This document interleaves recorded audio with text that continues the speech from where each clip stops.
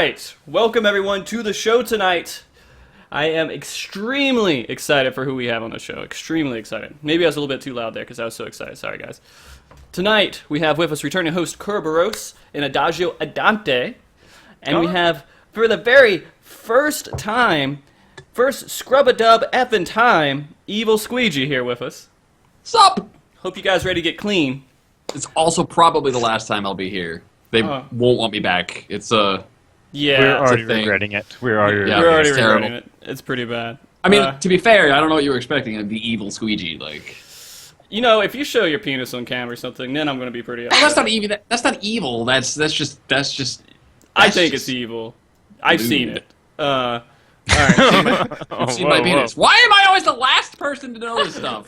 Whatever, man. Scrub a dub. All right. That's not what that means. Okay. Scrub-a-dub is not a substitution for Hakuna Matata, right? It's not how this works. We're making it to many things tonight. I think for us, he's just made it whatever the hell he wants it to be. All right, so tonight we're going to be doing a Q&A with the wonderful EvilSqueegee for those who are not familiar with him, and maybe you guys don't know all the things I'm going to ask him. Maybe you do, maybe you don't, but we'll find out. But before we jump into that, how's everybody feeling after pre-release? What is today? Today's Monday, I think, the 22nd? Is today Monday? Yeah, it's Monday. It's Monday, 22nd. I need to know which thing on my vitamins thing. Okay. The Monday one. The Monday one, all right. All I right. guess you didn't take Sunday, so you're kind of lost now. Well, I just got it today. So. Oh, okay. Oh. Makes sense. Okay. All right. Thank you. Thank you.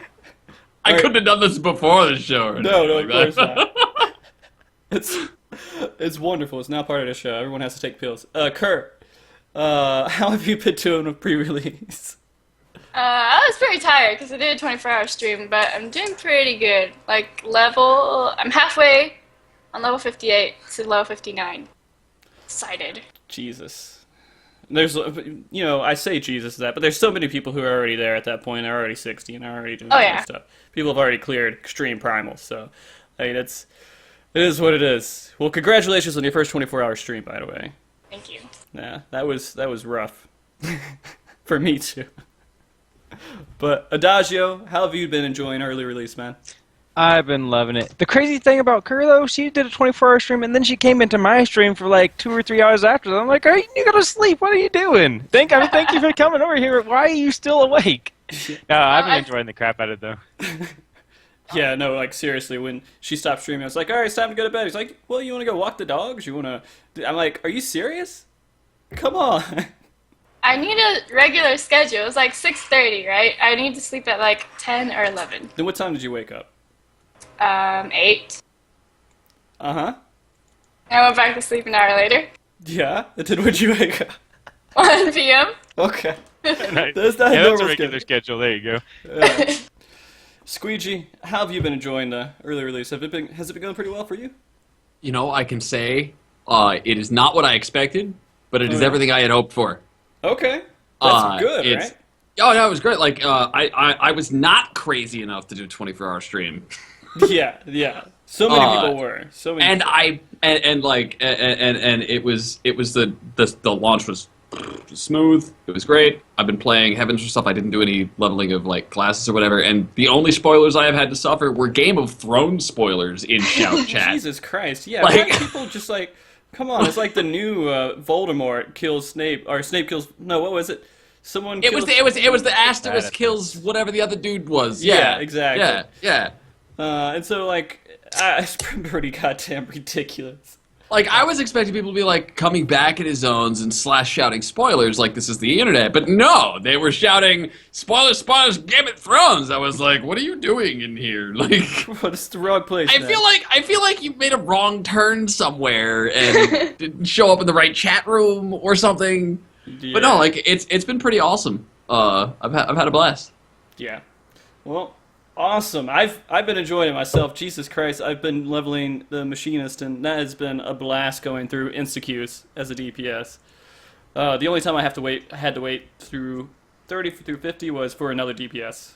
You just wait until you get to 50+ dungeons. Hopefully everyone's leveled up by then. I've been insta popping tank for not just the Heavensward dungeons either, but all my lobby roulettes and stuff have been instant queue. Like I don't know. Well, are they like below 30? The lobbies? Yeah. Yeah. Well, if they're Like, below okay. 30, then yeah. But Well, below, above, like the whole gamut, like Oh, the whole nice. gamut. That's a phrase, guys. Yeah. Don't judge me. Kabut, yeah. Right. It's like The whole Brotato. gamut. I think Brotato probably has that trademarked or something. Probably, yeah, something like that. Yeah. All right. Well, let's jump into this little Q&A. Are you taped down yet, man? My tape down. Taped down? Duct I'm tape good. around your wrist? All right, good. All right, let's go.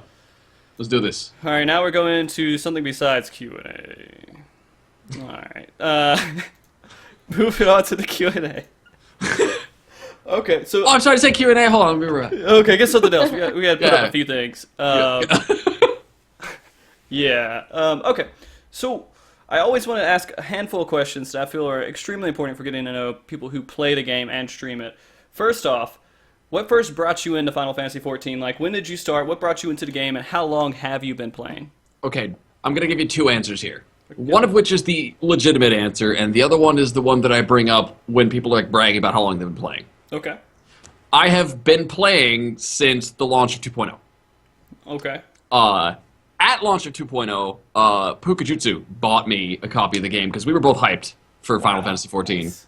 I hadn't played a Final Fantasy since 10. No, I hadn't played a Final Fantasy since 12. And I never played 11. And I was looking for a new MMO at the time, and so he bought me 14 the day that it launched. And I played it for like 5 days. And then I came back 2.5. I came back just after, like on the day that 2.4 launched. Ninjas? Is that the right one? Or is that... Pukajutsu?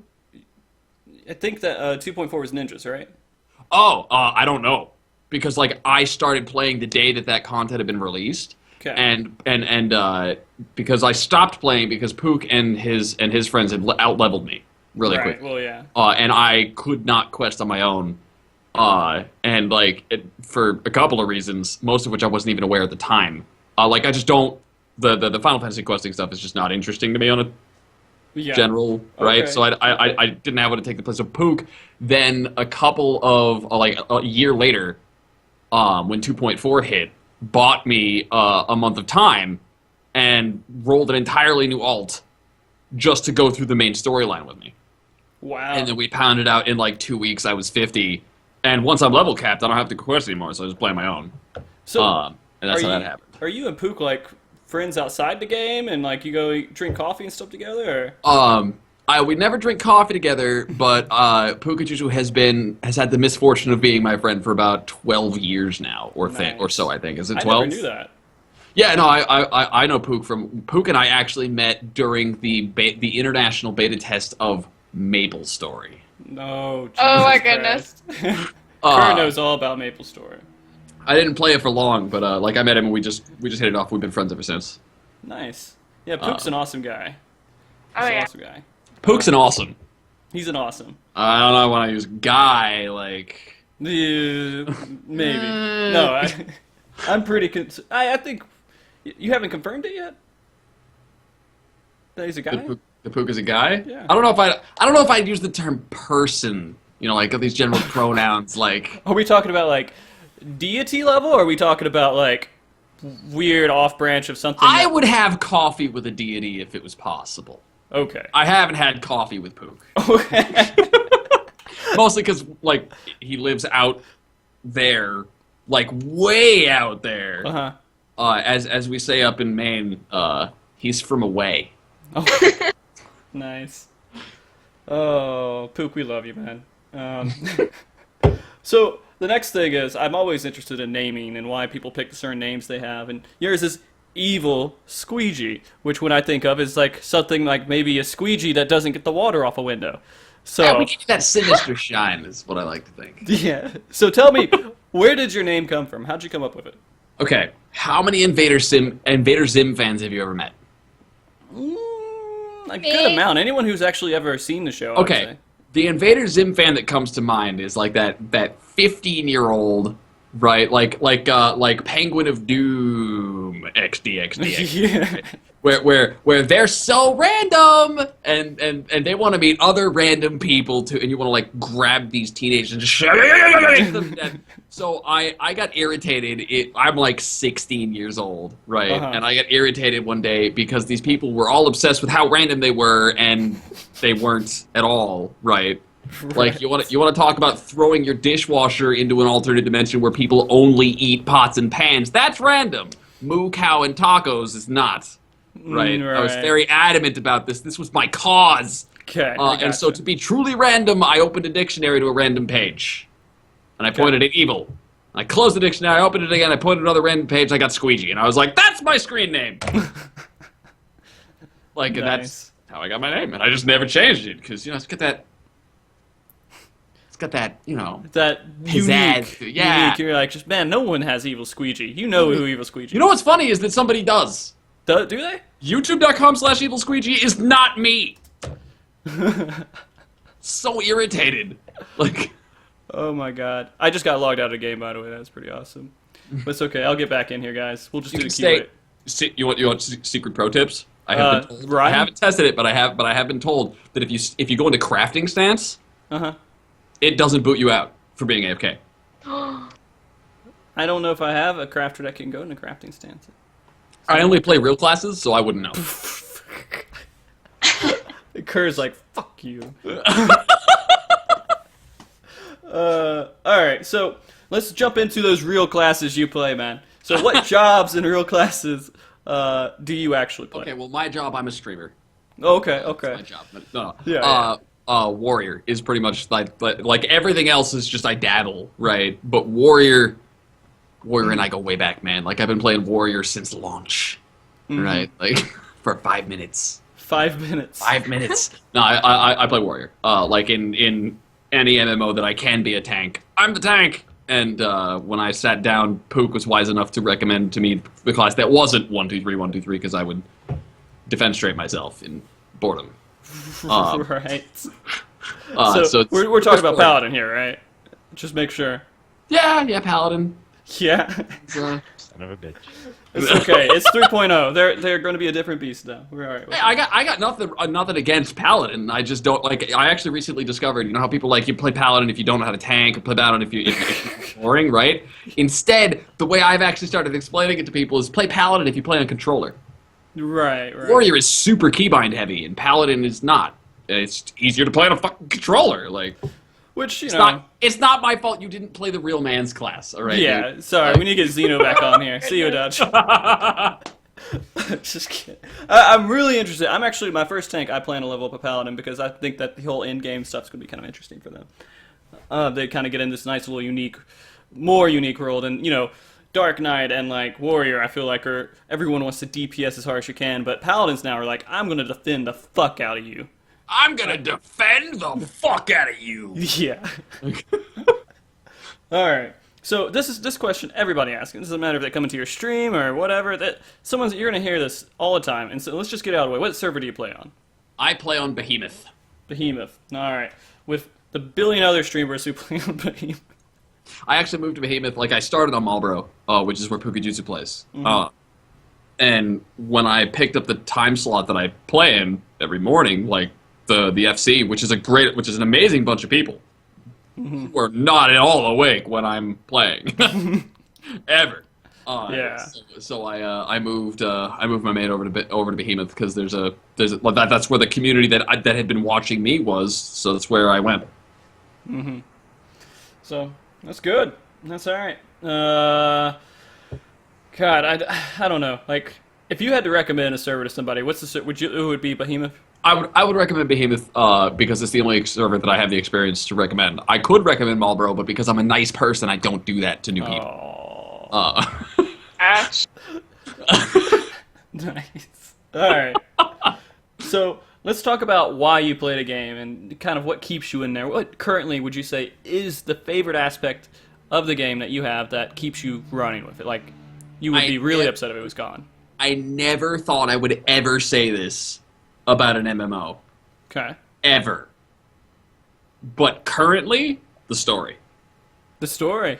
All right. Outside of that, like if you'd asked me a couple of weeks ago before Heavensward dropped, it would vary from the day. Like some days I was playing because that's what I stream, and other days that's what I'd be playing because the end game content, the rating and the dungeons and stuff of all the MMOs that I've played, this is the only game that has actually had engaging PvE for me. Oh wow, nice. Like World of Warcraft, I was an arena nut.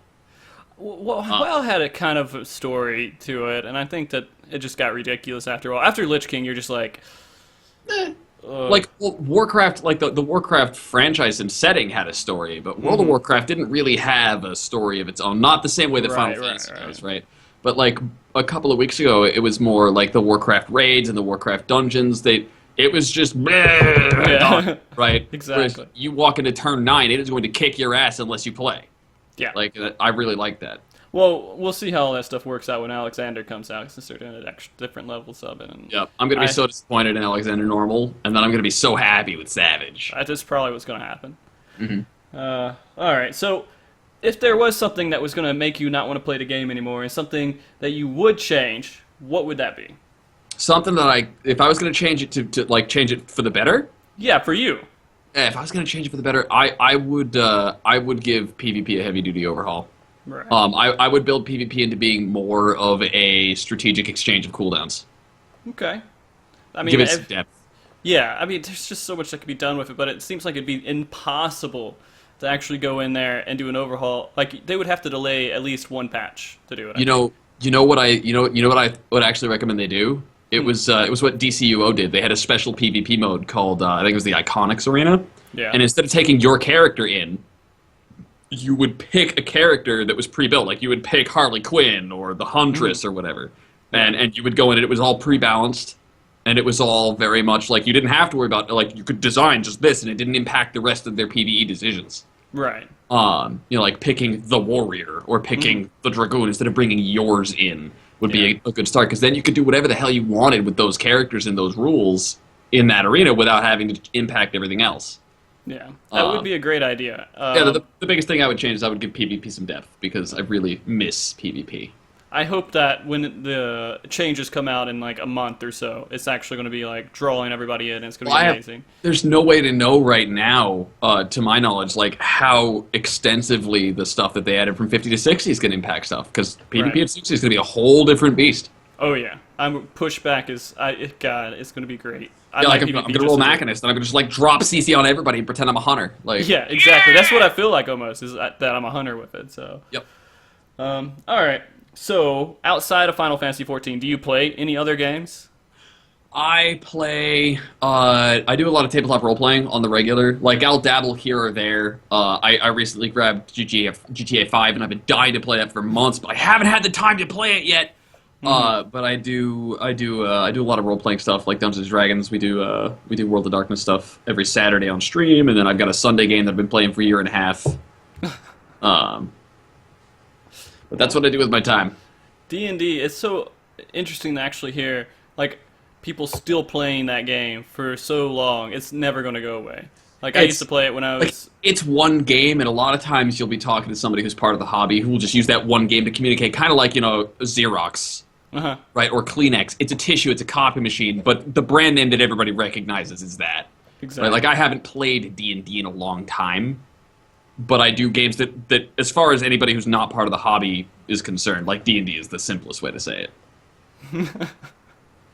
I agree with you. I don't know. I could get into a very long conversation about how D&D has affected all of the video games that are out right now. Oh, it totally has. It's an amazing universe, but not even just affected the video games that are around now. It's the birthplace of almost every mechanic we use in video games nowadays. Like D&D's been around since before the video games were. That's where we drew experience, levels, like the whole 9 yards. Yeah, it's ridiculous.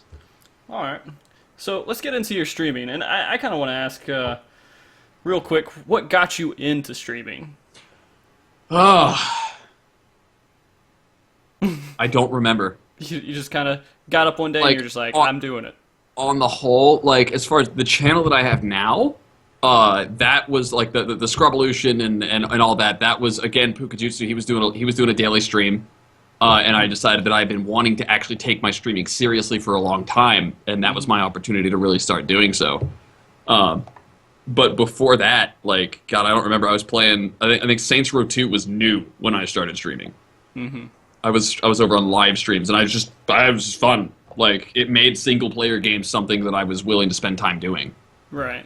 Um, I think Kerr can kind of speak to that a little bit, like when she was playing Tomb Raider recently, right? And you were streaming it. Isn't that like the drive that made you complete the game? Was that you were streaming it? Yeah, pretty much. I don't think I would have finished without the viewers. Yeah, no, like single player games, they got to be really good to hook me, or else I'm just more interested in hanging out with people while I'm playing, right? And streaming let me do that, and that's what most of my streaming is. I used to have a stream team. Like, this is before Twitch was a site. I was running a stream team. We had 18 to 24 hours of live uptime a day, over on live streams. It was pretty cool. Wow. But it was just, I could stream like Skyrim or like Fable and have people there to chill with. Mm-hmm. Yeah. Well, awesome. Now let's talk about your stream, though. All right. Stream, one of the most unique factors, and everybody in the chat that wants to do it can go scrub all you want to. It's that you have this theme about scrubs and scrub-a-dub and scrub this and scrub. Tell me about it. Okay, so I started streaming seriously 100 days ago. Today was my 100th day streaming. Happy 100th day. Because I did the daily stream. I stream every day. Right. And so I got into Final Fantasy. I started becoming part of the community. And I noticed you had like the Happy Army, and Pook had the Pook ponies, and you had the Moogle minions. And like I knew that part of it was the chat. Scrub it up. I knew part of it was that. It's marketing, it's channel identity, it's something that winds up happening eventually. Yeah. And I wanted to give it some thought, and I wanted it to be something that played off of my name. And so I was taking a walk to get a pizza one day. It's raining out. I've got my phone with me because I never go anywhere without my phone. And all of a sudden it hits me, the Squeegee scrubs. As like a pun off of like scrubbing things clean with a squeegee, right? And I was so excited about the Squeegee scrubs. That this was the perfect pun that I had been looking for this whole time, right? This multi-layered dorky joke that I was texting Pookachu to the Squeegee scrubs, the scrub illusion, right?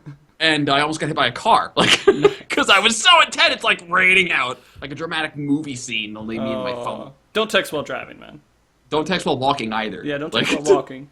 Yeah, just don't text. Just stop it. Just sit down. Just sit still and text, all right? Yeah. I still haven't done that yet, and I don't know. Maybe one day something will happen, but maybe the frosty penguins or something. I don't know. It's just not it'll come up. Honestly, I gave a serious amount of thought to it, and I had this whole structure and this whole I'm very organized about how I approach stuff. But most people will tell you that it just happens organically. Your viewers will dub themselves, whatever, when it's time. Yeah. Like Milo and his Wan, he's just like, I don't know, it just happened, and we went. Yeah, it just happened. He doesn't even know when it started. It just started. Yeah. It came up. All right. Well, there's a lot of other things you do, a lot of shit that you do with the community that I don't think maybe not a lot of people know about that they should know about. For example, you're doing the 24-hour streamathon recently, which I appreciate being a part of that too. That was fun. I went all the way until the server shut down for A Realm Reborn with it. Because you stepped in because we had somebody who mixed up what time zone they were supposed to be in, and then Dio had to step up to fill their spot, and then we had nobody to fill Dio's spot, so you stepped in. Yeah, it was a lot of fun to run that. And then you have your own website, you have a blog, you have videos, you have like a ton of stuff out there. So just go ahead and just for everyone who isn't familiar with it, tell me what you do currently in the community. Oh, okay. So I stream. I am pushing right now to build a more networked community of tabletop role players. I am looking at doing another streamathon for the launch of 2.1 or 2.1, 3.1. Yeah. 3.1. I want to do another streamathon for that. I have the website. I haven't really had much content for the website because I haven't had the people to do what I want it to be a gaming news site. But I need people to write the gaming news because I don't have time for that. Yeah. Because I'm moving into doing YouTube content. Because right now my YouTube channel is just mostly highlights from stream and past broadcasts of the role-playing stuff. But I'm looking to actually do like guides and stuff for Final Fantasy.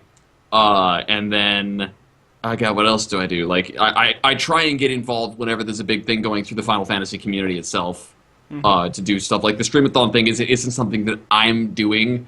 Like, sure, I'll facilitate it and I'll organize it, but that's not me making that happen. Like, that's everybody else making that happen, trying to make a more active Twitch community for Final Fantasy. Yeah. Well, I mean, Pundos is right too. Like, that's pretty funny. He was talking about us like when we were doing the stream marathon. And in the end, we did a cross server thing with Pundos and I think it was Cecilia. And we got in a T13 with them until 15 minutes before the servers went down. We were doing T13 with them. I loved it. That's the way to send it off. Yeah. So I read chat. Fuck you, Pundos. All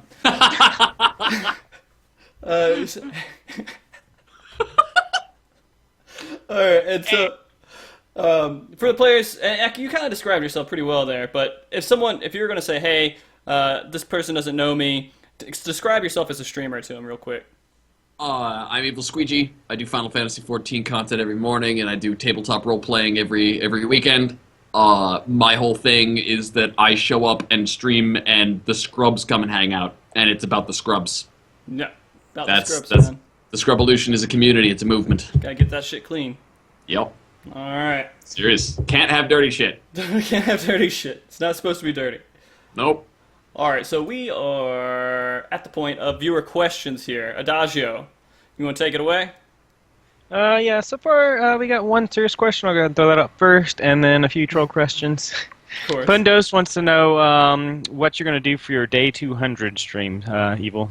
For my day 200 stream, well, I'm going to be aware that it's happening before it hits me. Like, I woke up today, and I checked I keep a flight log of my streams with hours and follows and all that. Like, beautiful data. Data is beautiful. That's my life. Nice. And I noticed that today was day 100, like 15 minutes before I went live. I was like, ah, shit! Who just donated to me? Hold on. It's probably Hold on. Pundos. Yeah, Pundos did tell you to look at your thing. Humbles, you are an asshole. I'm not even live on my channel right now. Yeah. And he's interrupting me with my donation alert on my bot. You'll probably get it. Yeah. So what was I saying? So we're talking about... Day 200. Yeah, day 200. What are you doing for day 200?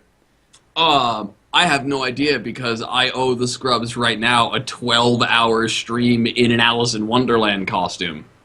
Okay. Do you have the costume? I have the costume. It's there's a couple pieces missing right now because I just came off of an infection with my jaw, and like there was all kinds of stuff crazy going on in real life. So I'm just settling back in and able to get some direction back and focus on what I'm doing here. But for the 1,000 follower mark, I've been pumping up for months that I was going to wear an Alice in Wonderland cosplay complete with a wig and boobs. Okay. And so that's happening. And then when I went to do my 12-hour stream, because the scrubs raised enough money for me to sit down and do that, I get like my jaw just because I had my wisdom teeth out a couple months ago. Right. And that was the day that my jaw decided to tell me to screw off. So I have no idea what I'm doing for day 200. I don't have the slightest clue.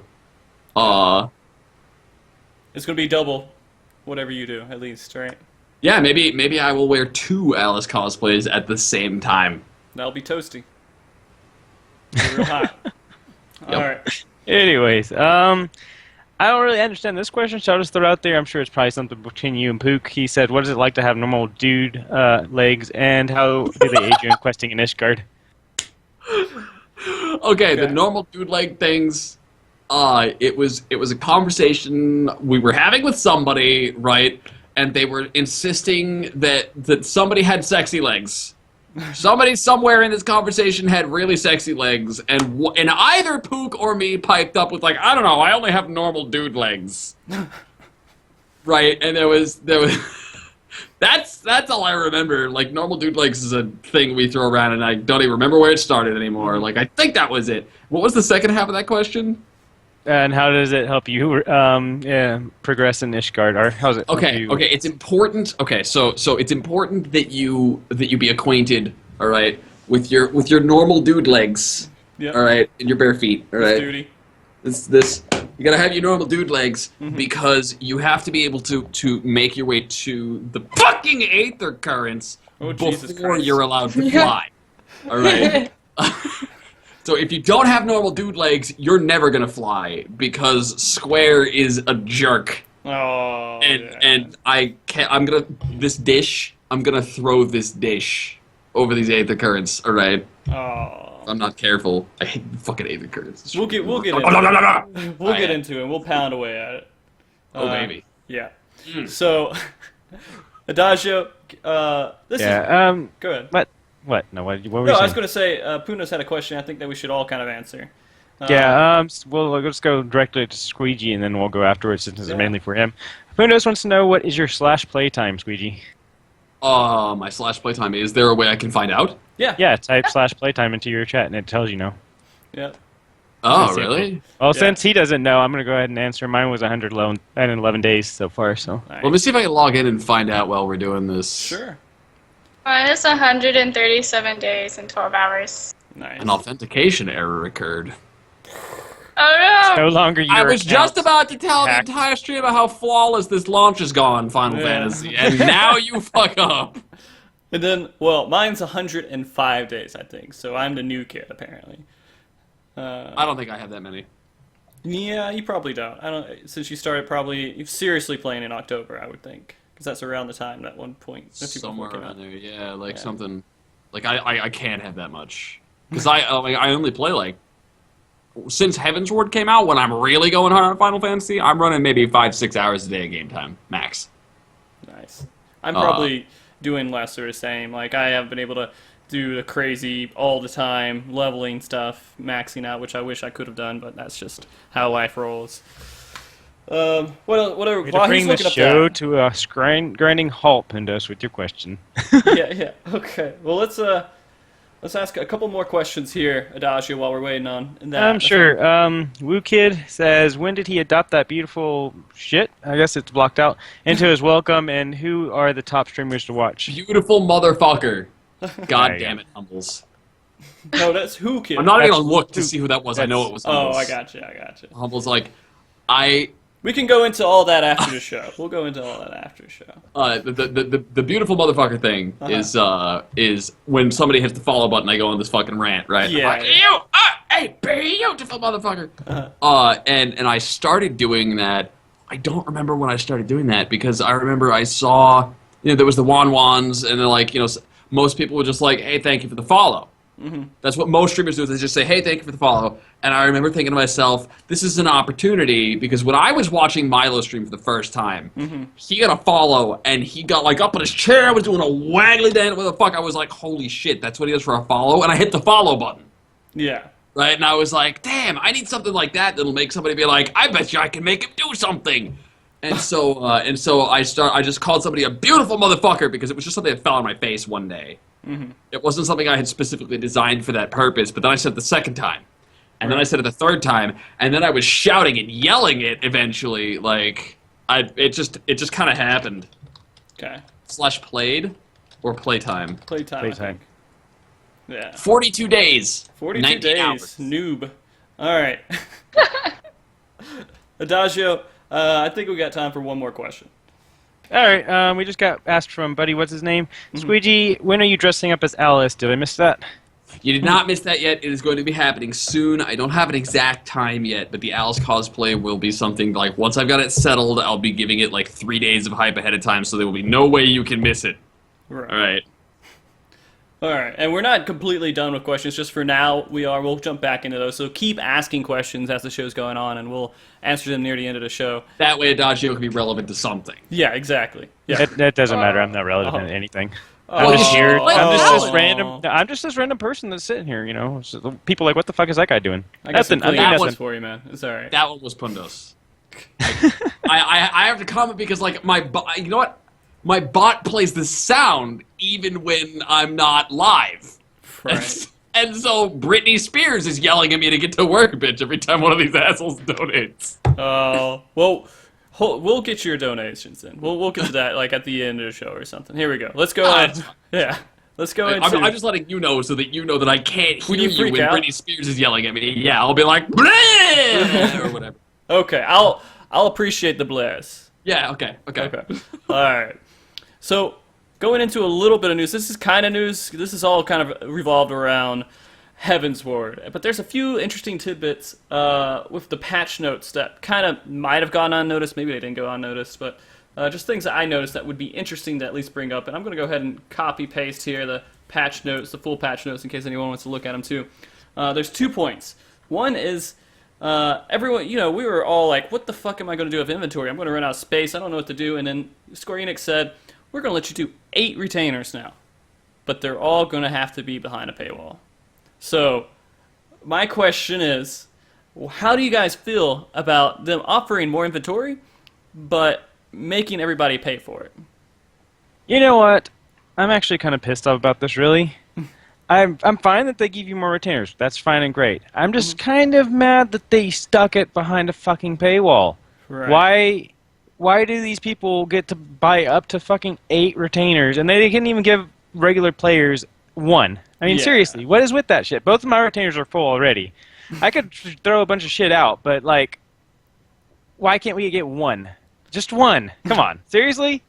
Squeegee, are you on the same page there? Not quite. All right. Almost, but not quite. How much is the game a month? 12? Yeah, depending on which subscription you have, yeah. This is the only game, the only MMO I've ever paid for per month that wasn't 15. Right.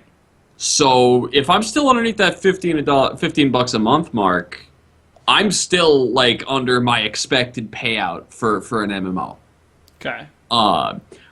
It would have been nice if they handed out at least one. Like I can see where you're coming from, right? Like I can totally get that. It's the new expansion. There's going to be a whole bunch of items. Like I've already amassed my glamour collection from A Realm Reborn, plus or minus a few pieces, and now they're adding all this new content and stuff with new models and stuff to hang on to. So it makes enough sense that you get a little more retainer space, and then there's 3 more classes, so you might want some extra room in your armory or something to that effect, right?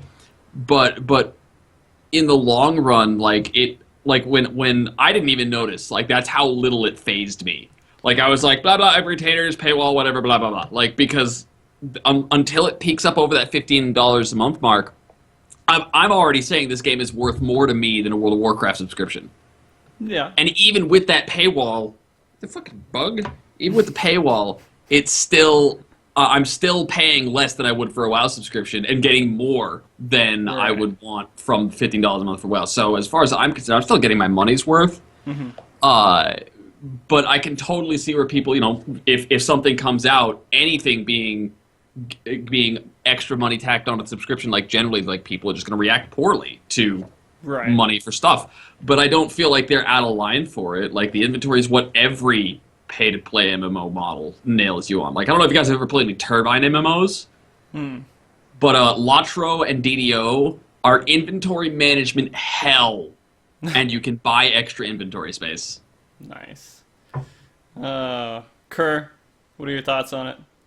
So I do spend over $15 a month on this game. Do you?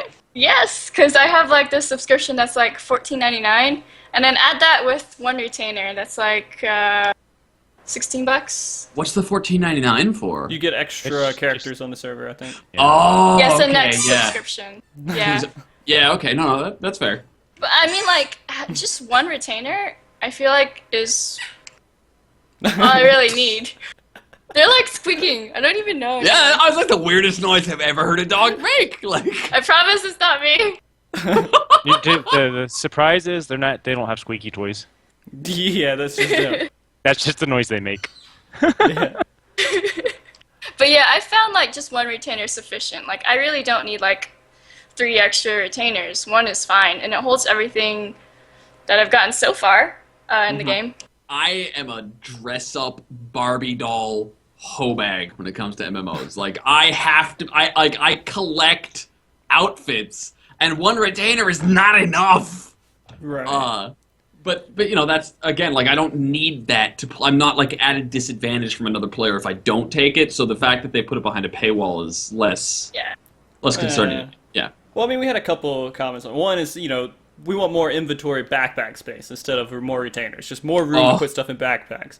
A larger armory, please. Yeah. Jesus Christ, yes. Oh, my God. Yeah, every Let us time I save come that. up to a piece of gear that I want, I have to freaking go in my armory, move something over to my normal inventory just to put it on the character I'm playing. I am going to make your life a better place right now. There is an option in your character or game settings that says new gear goes to your inventory instead of your armory. Oh, yeah, and no, you I can had that. manually move it I over if had you that. want to keep it. He already Oh, yeah. has it, man. Fuck you. Oh, I'm talking about, I think I'm pulling on a piece of gear. I get that gear, Okay. and I want to equip it right then. My armory's already Oh, full. yeah, you gotta I have move it, to- Yeah, you Yeah, got yeah, Uh, yeah. and Okay. It's just fucking meh. It's a wreck. All right. Yeah. Samus is like, yeah, pay- Sorry, I can't help you. You're screwed. you're screwed. Bro. Yeah. Screw your life being a better place, man. Fuck you. Like.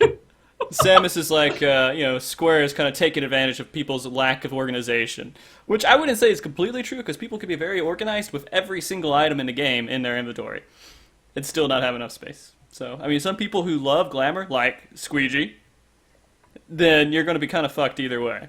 Well, yeah, So- but like to me, like I've never viewed that inventory space as a necessary piece of playing the game. It's nice, and I like to have it there. But if it wasn't there, I would not be performing less desirably in raids, or like I wouldn't have a hard time getting into groups. It wouldn't really impact things at the bottom line very much. It would just mean I wouldn't have as much room for glamour pieces. That's all. Yeah. All right. So, I don't know. I'm kind of pissed off a little bit about it. But Yeah. At the same, I'm on the same page. We should have one person or one extra retainer. Yeah, people still. Yeah, I understand it takes up system resources, and you want to limit that, and you want to say, hey, well, if it's going to take up more system resources, give us more money so we can do more stuff to manage more shit. Then yeah, okay. But everyone should have gotten at least one new retainer just for the sake of having that much more stuff to handle. Because people Yeah. aren't going to want to throw away all the stuff they held on to get this more stuff to make room for the new stuff. Like And- you'd rather keep your stuff, and yeah, no, totally. I'm absolutely with you there. Yeah. Like a free retainer would have been great.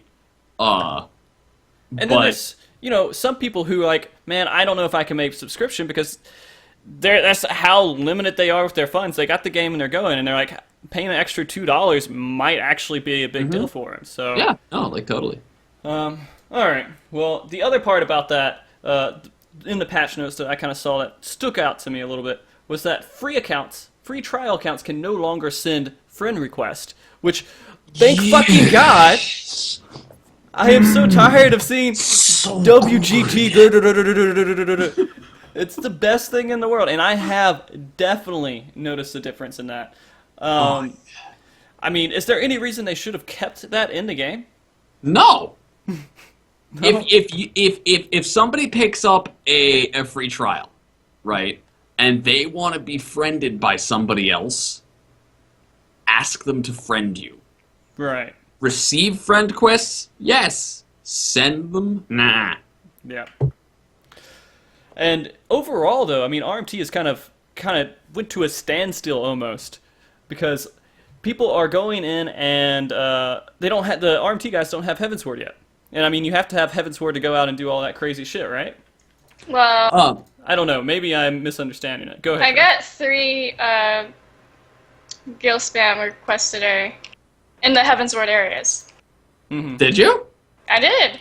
I haven't seen a single I've actually- iota of Gil spam. I've actually gotten one the first day I was in, but that was it. It's not. It's reduced for sure, but it's still there. Are you guys on Behemoth? No. No. We're on Oh, Exodus. well, that's your problem right there. No, like, Like, I've seen I it. don't know.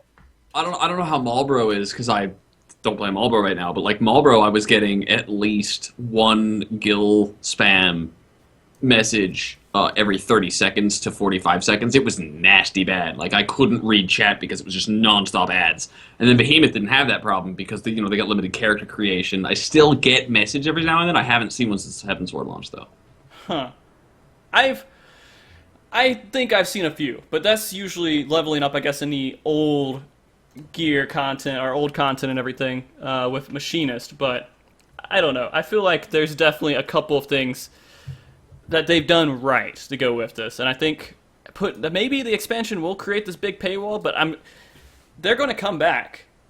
Oh yeah, no, You're still going to get spam. We're not done with them. We're just having a nice little lull. No, Oh, like- speak of the devil, I just got a friend request from a Gil spammer. You just did? now. Yeah. Really? Oh, my Wow. God. Wow. I'm sorry.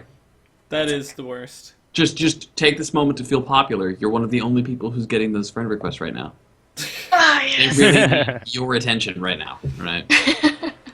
Please buy shit. Okay. Daja, did you have any notes on that before we move on? No, I mean, yeah, like I said, I'm just happy I haven't seen any more friend requests because they're seriously the worst ones. I can ignore like a whisper from them, it's whatever, I don't give a shit. Right. But when they freaking do that friend request, it's so aggravating. 'Cause you have to go in there, say no, Yeah. find them on your friends That whole list. system decline is them. Why? Yeah. It's like, Why do I have Exactly. to say no 3 times? There's actually Exactly. 6 for those Yeah. of you who are counting at home. Yeah. Jesus Uh. Christ. I hope they fix that in one of their coming fixes, but we'll see. That's probably one of those things that's like ingrained into the coding, like all underneath all this crap. It's and if like they pull it out, the Square whole game Enix- breaks. It's like Square Enix 101. Over-design the crap out of everything. Like, over-engineer everything. Like, Yeah, The I could go Spielberg into of how game ridiculous like getting the pre-access was too. Like going code for a code and then going into it. Like I don't know. I just feel like it was overly complicated. It It really didn't- is the Rubik's Spielberg of game design. Like that's what they do. They make it so difficult to give you their money, to Yeah. give them your money. Like that's not even them handing you. Not even you like walk up and be like, here's the money. They're like, sorry, we have this ridiculous maze you have to walk through first because we're Square Enix. This is what we do for everything. Like, Yeah, maybe that's normal in Japan or something. Kerr has had but lots if of it issues was with like, it too. wouldn't Konami have the same issue? I've not experienced. Are they not based in Japan? I don't know. I'm sure they are. I'm not sure. Like, about if it was gonna be like a Japanese thing, you'd assume it'd be all over the place, right? But it's Yeah. not. It's just this one company. Kerr, well, you remember all those heartaches you had just trying to pay for your subscription, right? Oh my god. They rejected all my credit card! Okay, I did the stupid mistake of like my credit card didn't go in first, right? So I spammed the hell out of it, and apparently it locks you out. Like as you keep going, it builds up a time limit as to how long it locks you out. I'm pretty sure I'm locked out for a year now, or something. I don't even know, but I can't enter my credit card information to pay for my subscription. That So I sounds was. like it sounds like it should be a country song. I don't know why, right? But you should write a country song about this. I should. I mean, it I'm gonna deserves. start a Twitter campaign about you writing a country song about your credit card subscription problems. I I'm support gonna it. do that now. It's pretty bad. We're I used to have it. your official support in this. Excellent. It'll be up by tomorrow. Yep. Sweet. Make sure a commission goes to us, but anyways. The other part of the news was, they had a whole bunch of stuff that they went over in live letter, but I'm not going to go over all those things because I felt like some of that's kind of redundant with information. Like they talked about flying airships and everything, like having your FC airship, and right now I don't think the FC airship is worth enough of talking about because not everyone is there at that point. I don't feel like we should go into it too much. I think it's a neat idea, but it seems like at the moment it's just kind of an FC retainer. I don't even know anything about it anyways, so I Yeah. couldn't comment. So we'll go into it at a future date. But the other thing that they talked about with the live letter is their new Recruit a Friend campaign. Since you were talking about Twitter campaigns, they did this whole Twitter campaign. Now they're going into the Recruit a Friend, and they're expanding it into this, again, a very nice, complicated system. I have a question about that. Sure. There's new recruited friend rewards, right? Yeah. Yeah, okay. If I've recruited a friend already, Yes. I do get It the new still counts. the new It rewards. still counts, Yeah. They're making it Nice. retroactive, so Nice. that is You nice. get the chocobo feathers for having had recruited them essentially, and then you use the chocobo feathers to buy the rewards or Yeah. some weird bullshit. Or some like retardedly complicated Yeah. thing. So Exactly. basically, Yeah, yeah. you recruit a friend, you get 5 gold chocobo feathers, and then every time they're subscribed for a month, I think you get another gold chocobo feather or something of that nature. And then you have rewards that you could buy, and you can get 5 sets of dies for 1 chocobo feather. You can get a red drought chocobo, which is a 2-player red chocobo mount that you can get for 8 feathers, and then Twintania mount that can do a barrel roll, mind you. It can do a barrel roll, which is pretty cool, for 15 gold feathers. I thought it was dive bomb. I could do dive bomb. Well, it's 'cause, Well, you know, that it- is. So I gotta wait. Yeah. So basically, I have to recruit more people to get more feathers. yes. Right. It's Okay, like- I can it's see why currency. this isn't necessarily over designed as so much as it is designed to incentivize multiple recruits and yeah. No, yeah, of course, and Yeah, this yeah, is yeah. a good way to do it. But at the same time, they should just say, "Hey, after you get this many points, we'll automatically give you this stuff." Instead I know, of, right? Like instead of let's having make a vendor shop system. out of it. Yeah. I don't know. And one of the cool things you get is when you invite a friend now, you get a fist bump emote, and they get a fist bump Bro emote. fist. You can bro fist with them. I don't have the Brofist emote, but I do have like Vampkiss is like I recruited a friend when Vampkiss started playing recently. Uh-huh. I don't have Brofist. Well, I think that comes into effect coming soon or something like this is part like when it's not Heavensward is there actually yet. released. Alright, yeah. yeah. Which maybe Okay. tomorrow we get all of our bonuses and everything, but Provided they haven't overcomplicated their update system to the point where it no longer works. right. And I don't know. I wish I could explain. I want to do this. I want to go to the people who organize this. They organize all these campaigns and all these promotions and everything, and I want to have a MogTalk with those guys and just discuss everything about what they think when they make these things, because there is something that they're like, this is ingenious, this is what we should do, and they just go with it. And I want to know why.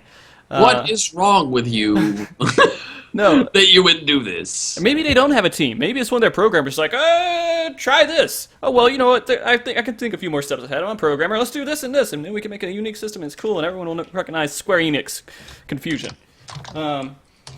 But if you guys are interested in knowing more information about that, here is the link for it. And on a side note, to add on to all this, they also are doing a Welcome Back Eorzea campaign, which basically, if you come back, they give you some silver tokens. And also, if you come in, you get silver feathers that you can use to buy gear with, but I'm not going to go into that because I'm just going to overcomplicate it more. But there's your Welcome Back Eorzea link as well. So you can do all of the research that you want to if you care about coming back to the game or getting someone else back into the game. Make sure you do this stuff. Don't let them come back to the game on their own. Right. Make sure you make them go through this whole cycle of complications so you get your rewards. Let's entice. Let's make players not want to come back so that they can want to come back. Well, let's make them see all these rewards so they can go funnel through our system of maze of what you need to do to come back. Yeah, I don't know. Right. Basically, Yeah. fuck you for leaving. Fuck you, but no, we love you. There you go. I'm with her on that one. That one makes sense to me. Again, Square, they're not. I know they don't have in their head, let's make this really complicated for people. They're not like, let's be evil, like stupid, crazy nonsense systems and throw it out there. I think that they just really don't know that is. For somehow they just don't know why it's so confusing. I think a lot of it is that they as far as like the game element designs go, like they're just trying to be different from other MMOs. Right. Right, when the end result they're giving us is exactly the same, it's just got this ridiculously complex thing between us and what we actually want. Like, Yeah. I mean, already having like Mog Station and all these other little places that you need to go to get all this stuff set up is. We won't get into it. We can make the whole show on that if we want to. I'm pretty sure Jen had to sign up to like 3 or 4 different places just to buy Heavensward. Yeah. It's crazy. They should have a guide set up for every single one. Like, hey, you want to do this? You're from what? Where are you? You're from Steam? Okay, this is all the steps you have to do and go through all this. Or they should just write a damn program where you double click it and you just put in basic information and it automatically goes through all the stuff for you. But Yep. I don't know. So our discussion tonight is early access and how that has gone. I don't know. I think it went so far wonderfully, but I want to hear your opinions on it. There have been some issues out there. But Adagio, what kind of issues have you ran into so far with early access? I've never run into any issues. It's been a perfect launch, like I said last week. Perfection. There was not No, perfection. Honestly, I really haven't experienced any problems on my front. Maybe I have like when I start to log in, I get your world's full. I hit the 0 key a couple times and I get right in. So it's like, okay, fine, whatever. The 0 You know? key. What does the 0 key do? It's a enter button.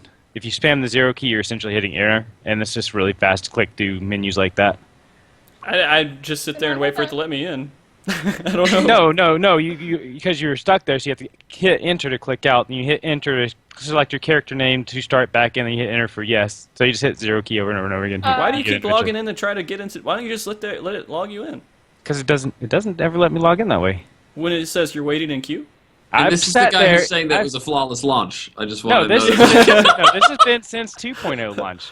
I seriously sit there and it lets me in. Whenever I've gotten there's this many people in the world, every time I just hit that button and then it just puts you right in I'm the pretty world. sure that just resets the queue for you, man. Yeah, but it gets me in. Every time I've sat there, and waited for it, it's never gone through. So I don't know. I think know what? you're You know completely what? full of nonsense right now. I Whatever. think whatever you are experiencing is exactly as you've described it, and that's what I think. Alright? I think your experience is exactly as you It's described weird. it. It's That's very your perception odd. of your own experience. That is. Yeah. You're very unique. Does anyone else in chat sit there and go back and forth and get out of queue? I'm really curious to see if anyone else is does that that. a thing? BF flat, me and you, we got our packs. He's got my back. He does the exact same thing. I always just sit there and wait for it.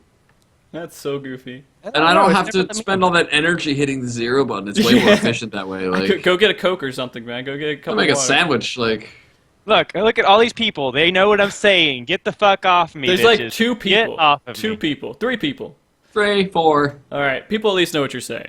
Yeah. I've never. I don't know. I've always looked at that queue and been like, maybe I shouldn't fuck with this. Like, Yeah, because it'll kick me out of a queue, is what I think. Right? yeah, I don't want to take more time waiting, so I just sat there. Like, Well, I mean, it doesn't. It doesn't. the dog just scared the crap out of me. You thought it was a Like ghost? behind, just like Ghost! creeping behind the neck. I was like, what? Oh, it's a dog. No, I mean, it works on a lot of things in games. You give it a try. Like when I go to pick up my my daily stuff from the Beastman quest, I just sit there and spam the 0 key. It goes through all the chat. It goes through everything. Picks your request, accepts it, everything. So it's just a really fast way to burn through stuff. Anyways, back to the main point. Yeah. I've not personally experienced any problems. I've heard that the first 30 minutes of the launch was rocky, but I was at work, so it didn't really affect me. And I hear every now and then some people have some 90Ks, but I mean, I personally experienced a flawless game. I get in there, I'm not experiencing any lag, I'm not experiencing any server drops, anything. So for me, it's been fucking perfect. So, All right. Kerr, how's your experience been so far? It's been pretty good. When I first logged in, though, it kept saying like, there's like one other person in queue. That's right. For like 10 minutes, I was like, what the fuck is going on? This goes back to Adagio's thing. Yeah, basically, Zero, same thing as yeah. Adagio. But otherwise, I just wait in queue because I'm a stupid person. I'm not stupid. I wait in queue. It lets me in. I don't know. I mean, I get it eventually, Yeah. but otherwise, yeah, it's a great game. I haven't experienced any issues. Yeah, this has been crazy successful so far. But Squeegee, what are your thoughts on it?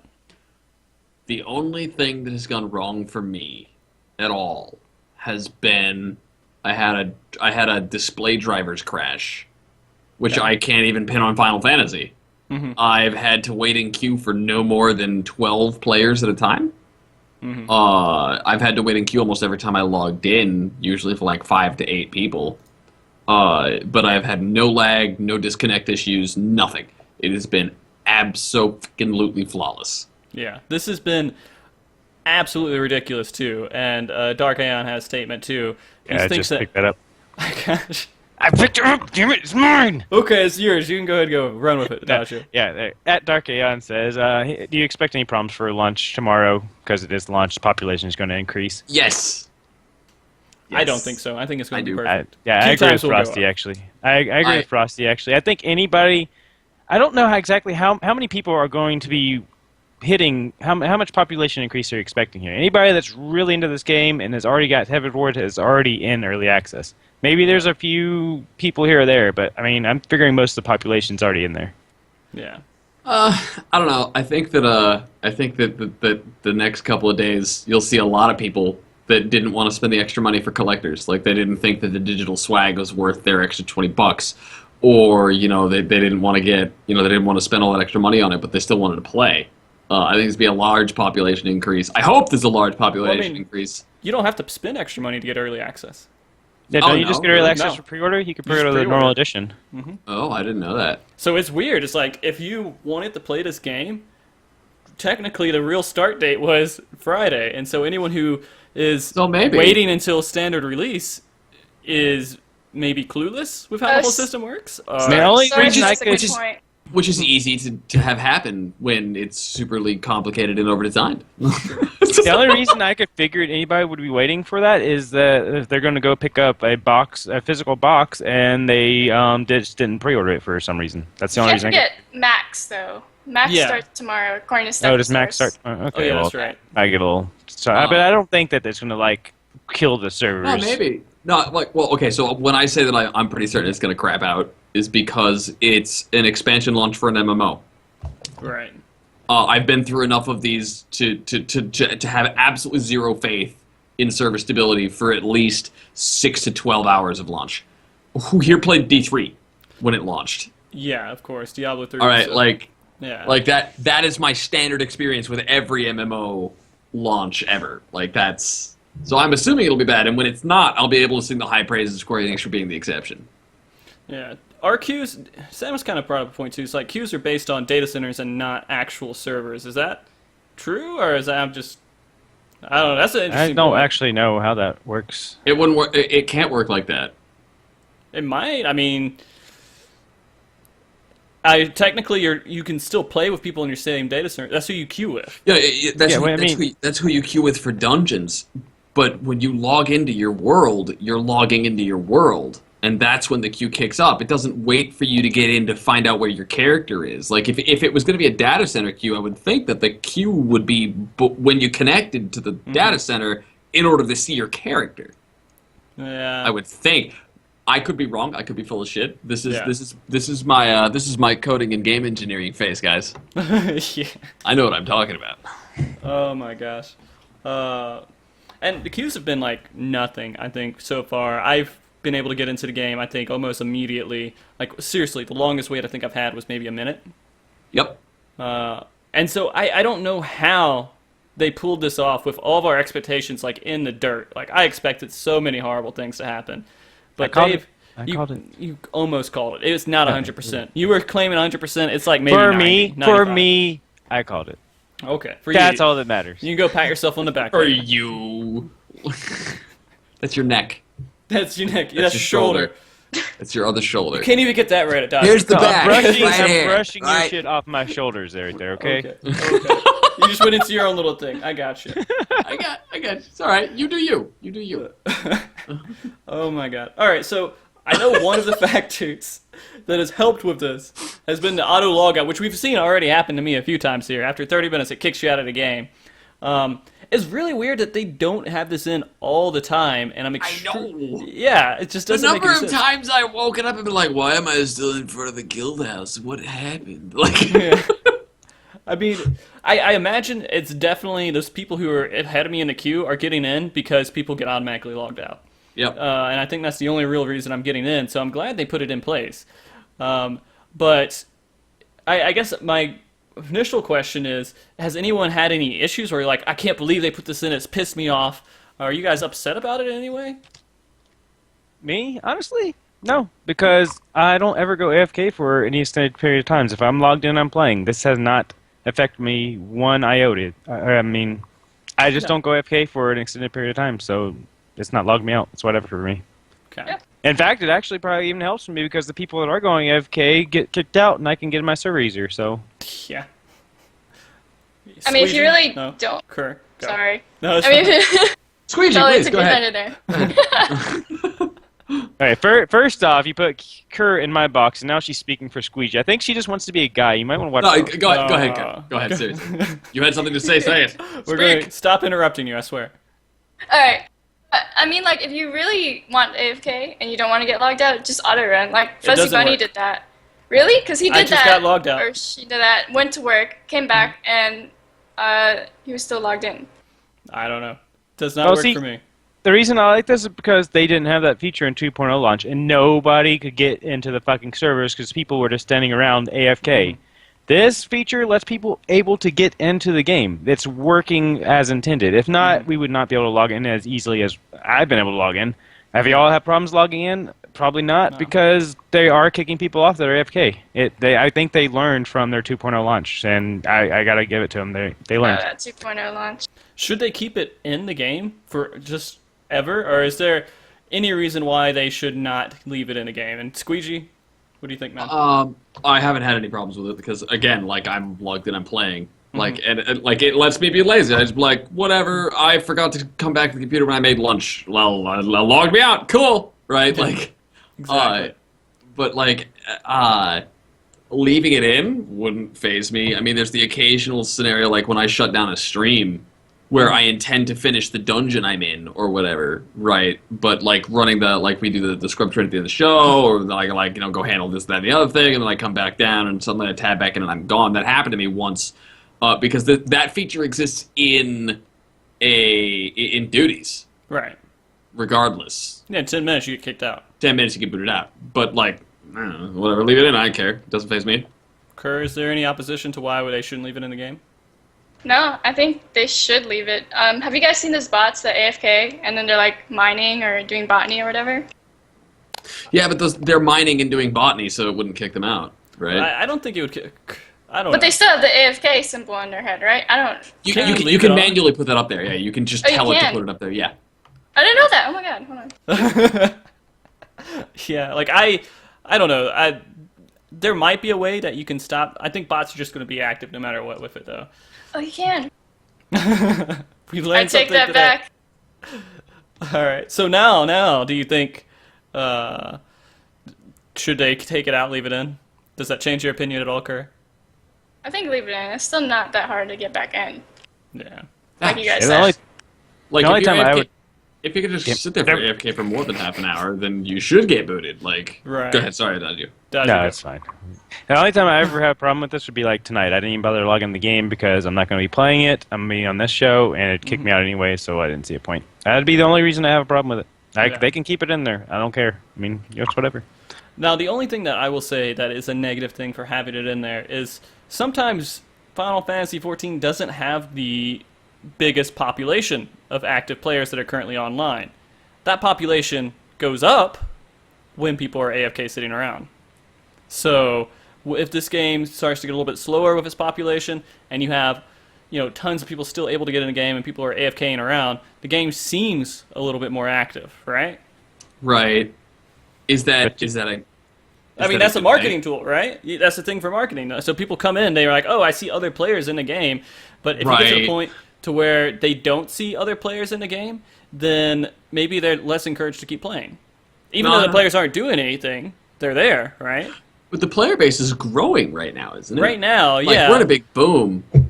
But let's imagine when we're hitting our lull after everyone beat T13, like, and it started to get nerfed and everything, and people were just not playing for Yeah. months, right? So if you have a whole bunch of people who are just AFK sitting around all day, then is that good or is that bad? It makes people want to. They see other human beings playing a game, so it encourages them to keep playing the game. If those AFK people weren't there, then yeah, I it's see a what you're little bit more saying. lonely. I don't know. What do you guys think about that? Honestly, I don't. Don't Squeegee's going, Adagio. Let's just plow we're- right over it. Go ahead, you're fine. I insist. No, go it. Damn it, just go. Do it. Don't make me point with both fingers. All right. I did it. Damn Too it. late. All right. He That's wins. good. He's the guest. So Honestly, it's not that big a deal to me. I don't hang out in enough like major cities. I'm usually out questing or doing dungeons or even at my guild house. So if there's a crap ton of people AFK in a city, that doesn't really affect me. I mean, it doesn't make it feel more crowded to me. I know they're AFK, they're not doing anything, so why even have them register on the screen? It's just eating away at my frames for a second, making my game a little crappier. So if I can kick them out. all right, Squeegee.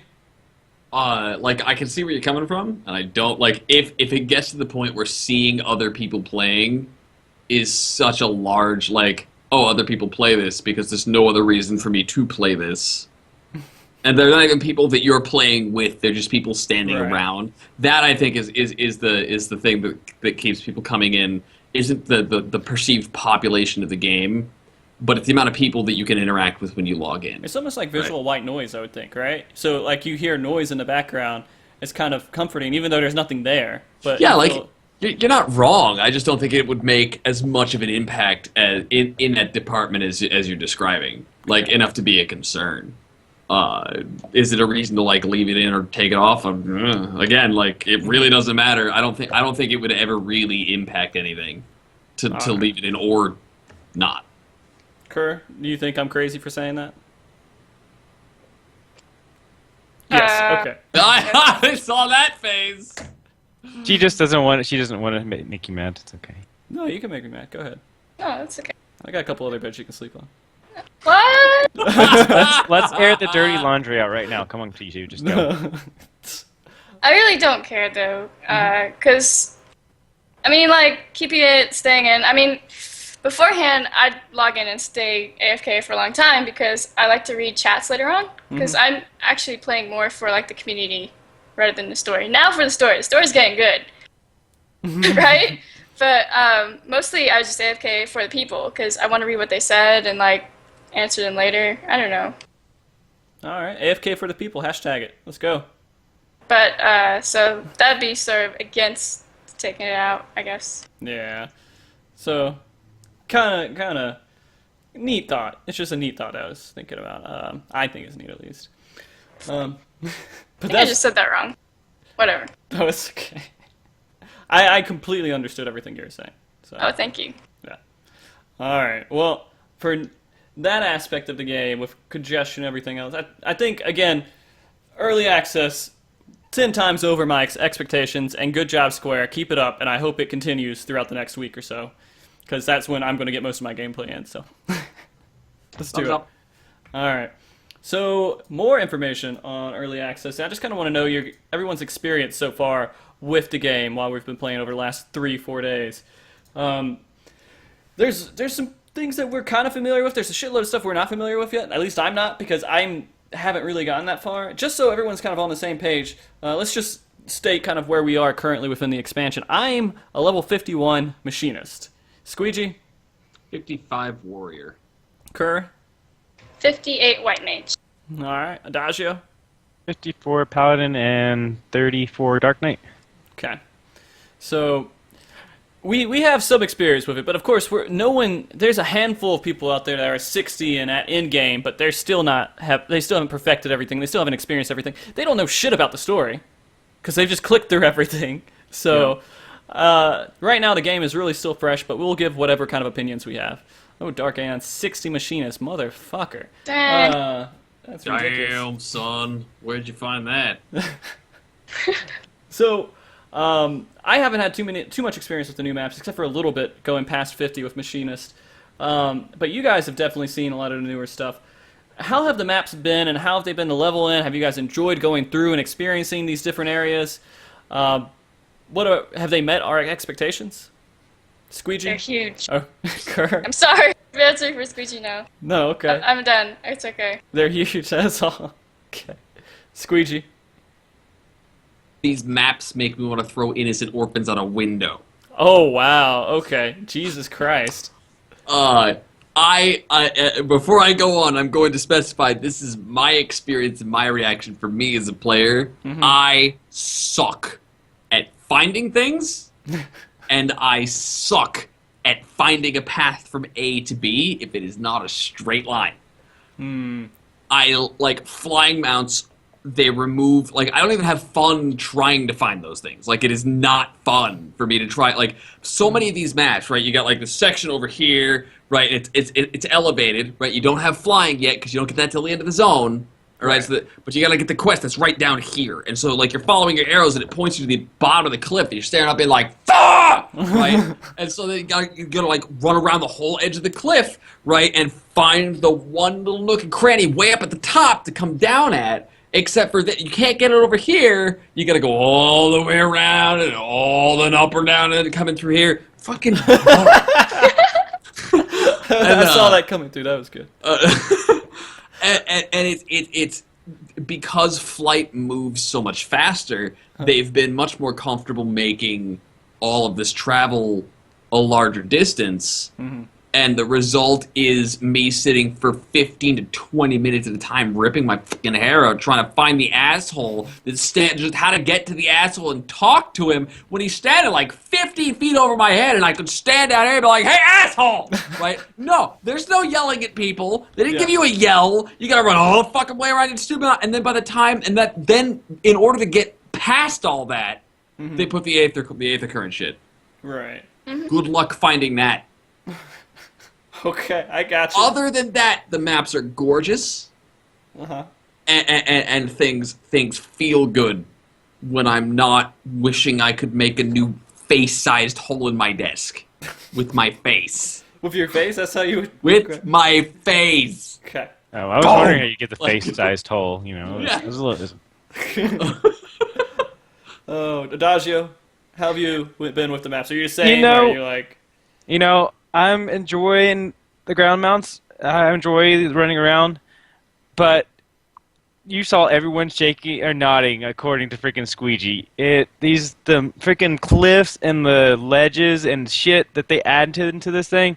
Seriously, I was in one town. I have a quest all the way to the south of the map. I have to go up the map halfway just to go around the ledge to go down to get the fucking quest. It's like, why? I can't even freaking like platform up the fucking cliff. I've done that actually a couple times. I platformed up a cliff. I ended up in like a 56 area. When I was like 51, I was like, oh, I thought there was an air current up here. Fuck. Supposed to be here. Exactly. I like that they implemented flying. I just hate the fact that you almost have to get flying to do any of these quests with any kind of alacrity. I mean, it's horrible that you can't do any of these quests without being able to fly. It takes like friggin' hour just to run there and run back. It's horrible. This is the most obnoxious padding I have ever encountered. Yeah. Yeah. Kerr, are you any different, or are you the same thing? No, I think we all feel the same. And not only that, they have like this. You guys probably haven't gotten there yet. I don't know, but this area that's like gated off until you're a certain level too, so you can't get all the aethers anyway. Mm-hmm. Sucks. Yeah, it's a little bit goofy, and so far I've only had barely any experience with it, but I love it. I love the confusion. I love the crazy maps. I love going through all that nonsense. I think it's the best thing in the world. I don't even know if you're human anymore. It's just great. not. It's like exploration, man. You're going through and you're like, how do I figure this out? Is this the part where we bitch about the aether currents, or is that coming up? No, that's coming up. We'll complain about that. Like, okay. this is actually on the other end of our discussion of this yeah, certain cool. section. So we're Yeah, good. go ahead. But I haven't gotten to that point either. I gotta know though. So. Yeah, but so far I really enjoy the fact that I have to go through all this crazy nonsense, and it sounds weird, but I gotta tell you, I really just enjoy absorbing the game and taking it in, and I'm like, well, this is a crazy cliff. Now I gotta figure out how to get up the cliff. I don't have a jumping puzzle. This is my jumping puzzle right now, is figuring out how to get up the cliff. Yeah, I understand. There's so many like troll ledges too. It's like it looks like it could go up the ledge, but it's like barely above your jumping height, so you can't get up there. I feel like I would probably be a little more inclined to maybe pretend to agree with you on this, Frosty, Okay. if the minimap and the map didn't just look like a random pile of fucking scribbles Right? that was absolutely useless, right? Okay, Like, okay. if there was some clear way of like, oh, the ramp is up there on the minimap, so I could navigate a little more, so I didn't spend so much time wondering which way up went today, right? Like, Yeah. I don't know. I'll see. I'll probably be complaining next show, but I'm kind of looking forward just to wait until you get past that first zone, Frosty. Yeah. See how you like it then. Well, I mean, at the same time, too, I just started getting into all this stuff, and I was streaming some of the content in Heavensward, and then I stopped streaming some of the content in Heavensward. And I think right now, if I'm doing storyline quests or any quest or anything like that, I'm not going to stream it. I'm just completely done with that because I had so much more fun sitting there and just absorbing it. And, people don't want to sit there and look at my face. Oh, okay. And just go through, like, I look stupid for half a second. But I don't know, something about it. But maybe I'm just, again, a masochist who likes difficult things that shouldn't be difficult and should be a lot simpler to go with. But what was the Make that face you face did now? again. Yeah. What? What was the that face face you just again. did? Oh, I don't need to do it again. We did it already. You get one. You have to go look at the highlight or look at the stream later on to see it. But yeah, I want to know why a freaking Chocobo seriously can't jump over a 3-foot wall. Can someone please answer that for me? Yeah. Because the Chocobo does not have enough of its internal understanding of aether flow currents unlocked yet. So while we're talking about leveling kind of in these zones too, Pod 155 kind of had a point here about why fates are giving such small EXP. I haven't had a lot of different. I haven't had a lot of experience. I had a little bit of experience with it. I messed with it for a while. I was like, this fate's taking a while. I'd rather just go do a quest, and I left. Proportionately speaking, yeah. everything is giving less XP. Like, less of your bar is progressing when you do everything, because it's, it's just... Well, compare fates to a quest. Compare fates to a quest? I mean, when you compare fates to a quest in pre-Heavensward versus quest to a fate in after, when we're in Heavensward. Oh, they're giving proportionally smaller than they did before. Definitely, like, you're getting more bang for your buck out of the time spent questing, and I think that was deliberate. Okay. I think that they basically saw how the only way to level for a long time in Final Fantasy was fates, until dungeons eventually became a thing you could do. Yeah. Right, and then dungeons, and they liked the dungeons thing obviously, and I think they wanted to discourage fate parties as the only way to level. You know what? That's a really good point. Extremely, extremely good point. It just they made this very good quest line. Although I will say some of the side quests are just, come on. I don't want to go talk to 3 people that are 10 feet away from you. Just go ahead and give me a quest where I actually go kill something or do. I feel right? I don't know. I'm not big on the That FedEx, calms down. UPS stuff. That like the FedEx stuff calms down as you get past the first couple of areas in Heavensward. Like if you're just hitting 50 and you're just climbing out of Heavensward, like you're just climbing into it, like you do a lot less FedExing 10 feet away, and instead there's navigate the ridiculous cliff-laden map with the shitty mini map to talk to these 3 guys that are halfway across the continent. Like Right. Yeah. So, do you think they did that on purpose then to say, hey, here's some easier ones where you don't have to kill stuff, so you can get appropriate gear to do Yes. stuff to kill stuff? I think it was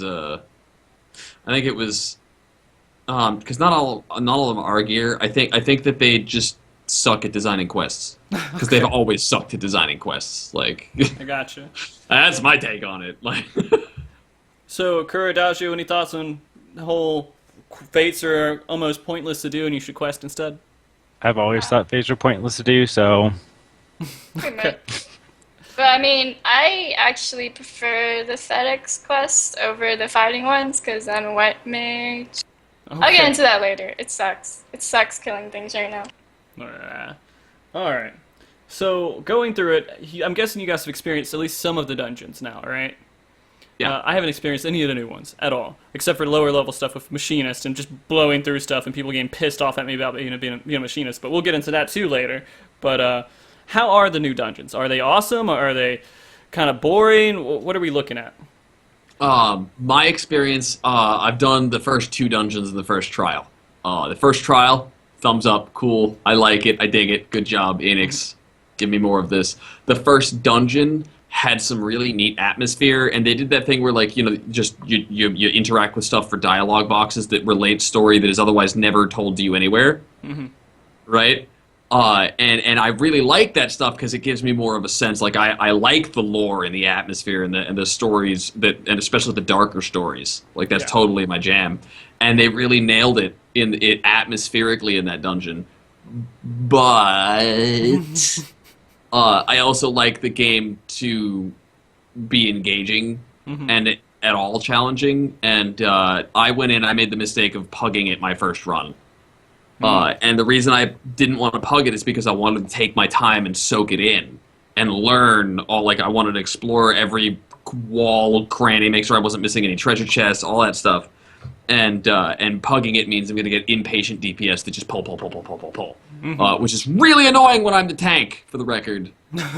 Don't be that guy, all right? Well, Just wait till Machinists get to you, man. Just wait till it. I got that guy, right? And he was pull, and he pulled the second boss, and I'm the tank. My reaction is step back over the purple line, you let the DPS die because they were dumb enough to initiate the fight.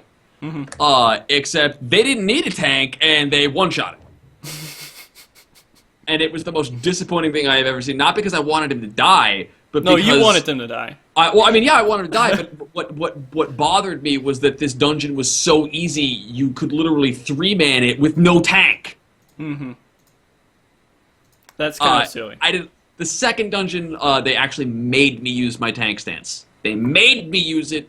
It didn't matter if my healer was awesome. I had to use Defiance, and that was cool. Okay. And the trial was good.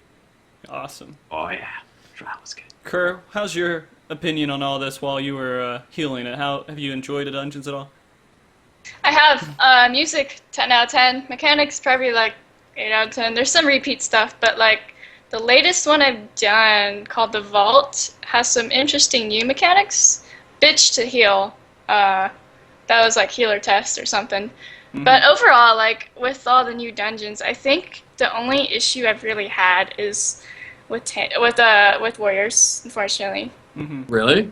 Yeah, because Deliverance, they go Deliverance, right? And then no, it's not like 1 or 2 mobs. That's fine. They pulled a whole damn room. Yeah, and then derp sticks not knowing how to play their class, basically. Like, Right. oh, I have a DPS stance! Wah! Like, and then like the DPS aren't good enough to melt them away, right? So I'm just sitting there spamming Cure 2 over and over and over and just hoping to God that my Cure 2 crits so it'll take live. note, kiddies at home playing tanks.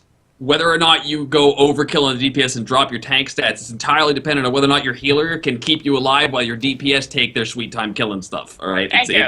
you're supposed to make a judgment call, and don't make the wrong one. Yeah, Right. and Like, I've noticed holy this a crap. lot in your channel too, Squeegee. Is like when you start, you look and check out everybody, right? You're like, Yeah, like, you know, I give it a look see at least on what models they have on. If I can't tell by models, you know, I'll inspect, or, you know, I'll watch and see if the healer's having problems. I'll talk to the healer. Right. And if I go like 2 or 3 pulls and there's not even breaking a sweat, I'm like, whatever, deeps, right? And then, but I wait to do that. okay. Adagio, how's your experience been in the dungeons? Honestly, kind of underwhelming. Yeah, Mister, like they say, or like the two say, it's good, but I mean, it's not challenging enough. It really isn't. I felt like I could just do nothing and get through the dungeon. Yeah, a couple of good mechanics. I mean, if you haven't done any coil, I'm sure the fellatio ripoff was. What? I call Fellatio him- ripoff? yeah. It's in my stream thing. Okay. I think what you're talking about, there was a fight. I don't want to spoil stuff for too many people, but Yeah. there was a fight with a meteor icon showed up over your heads. No, it was the crap. I don't even remember what his actual name is anymore. The T6 boss. Or He Felicia? shows up. Fellatio? Reflasia, Oh, yeah. Did you call him yeah. Fellatio? Yeah. You called him a Reflasia. blowjob? I do, okay? What? Okay. It Hey, fits. I'm not alright, it judging. fits. I swing all kinds of directions. I'm not judging. Anyways, you know, that was almost exactly identical. So, you know, they did a couple of copy mechanics. Honestly, just wasn't hard enough, but I mean, I've only done the first 2 dungeons, so I mean, it could get harder the higher up I get, so Yeah. I'm looking forward to that. And yeah, that Ravana trial, yes, more of that, please. Oh, it's so good. Like the you know what? I'm willing to forgive these dungeons being easier because they gave me the ability to queue into dungeons with minimum required eye levels. Right. They gave me challenge modes, so I have the like if I queue in like that and this stuff is too easy, then I will be disappointed. But until then, like I am so embracing this philosophy they approach the expansion with of make it easier for the people who don't want a challenging dungeon experience but do want to experience it and see the content and see the story, and then give the hardcore challenge freaks their mode. And that was such Right. an easy thing to implement as well. Oh right? yeah, It's like so that easy. that whole philosophy is my take on it is basically that we're going through story mode. This is going to be easy, right? Mm-hmm. Like when I go in hard mode, it better be hard. When I drop to minimum eye level, like it better be ready to kick my ass, or else Right. I'm going to be disappointed. But until then, I'm not making that judgment call just yet. Okay. Well, I haven't experienced them at all, but they look really cool. I will say that I hear consistent complaining, at least from the DPS standpoint, about the queues being 1 to 2 hours long. That's ridiculous. Yeah, that's absolutely absurd. ridiculous. But, you know, what happened is all the people who were tanks and wanted to try Dark Knight out, and all the healers that wanted to try Astrologian out, all went to level 30, and I got those instant queues as a DPS because they did that. But since you have all these people who are lacking in tanks and healers in the higher levels now, it's outrageous for anyone else going in there. I wouldn't know. Yeah, I wouldn't know at the moment, but I'm sure I'm going to start feeling it soon. Hopefully the Dark Knights and the Astrologians are... Yeah, I was gonna say like you started with them, and you might have left a lot of them in the dust, right? But Right. like I actually like I'm queuing into dungeons with Astrologian healers now. Right. Like I don't think you're gonna have as much of a problem as people are having right now because you're coming in a little later with everybody else. Like Yeah. I'm that would make expecting it sense to to me. improve a lot, and I think it's actually going to be better than how it was before the expansion. We're going to have faster. It's not going to be 30-minute queue times. You're looking at 15-minute queue times, and that's when everyone kind of gets to that point that we're DPS, but they switch to tank and already switch to healer. That's when that flood starts to come in. You'll notice a better balance, but that's going to take time. I mean, it's been rough, and I apologize for all the people who wanted to level DPS at level 50 DPS first and then want to try and machine us out. It's just there's not much they could do with it unless they went in and put some crazy system in where you killed stuff with your Chocobo, or that you killed stuff with NPCs, or you just... They did put it in, if it's your first time queuing, you get a faster queue. Yeah. So that is something, so you can get the story faster, but it's still going to take a while. But Yeah, honestly, like your best bet to combat that is to make friends that want to run dungeons with you, even if they don't Have need friends. them. Like have friends like I do it. Like I always take a scrub over a pug myself, right? Like I put together groups for Jen because she's just coming up on she's just coming up on like the Garleans because she's only like level 49, right? And whenever she needs a group, I put one together to play with her instead of having her sit in a group because she's a ninja in a queue just waiting for stuff. Yeah. Yeah.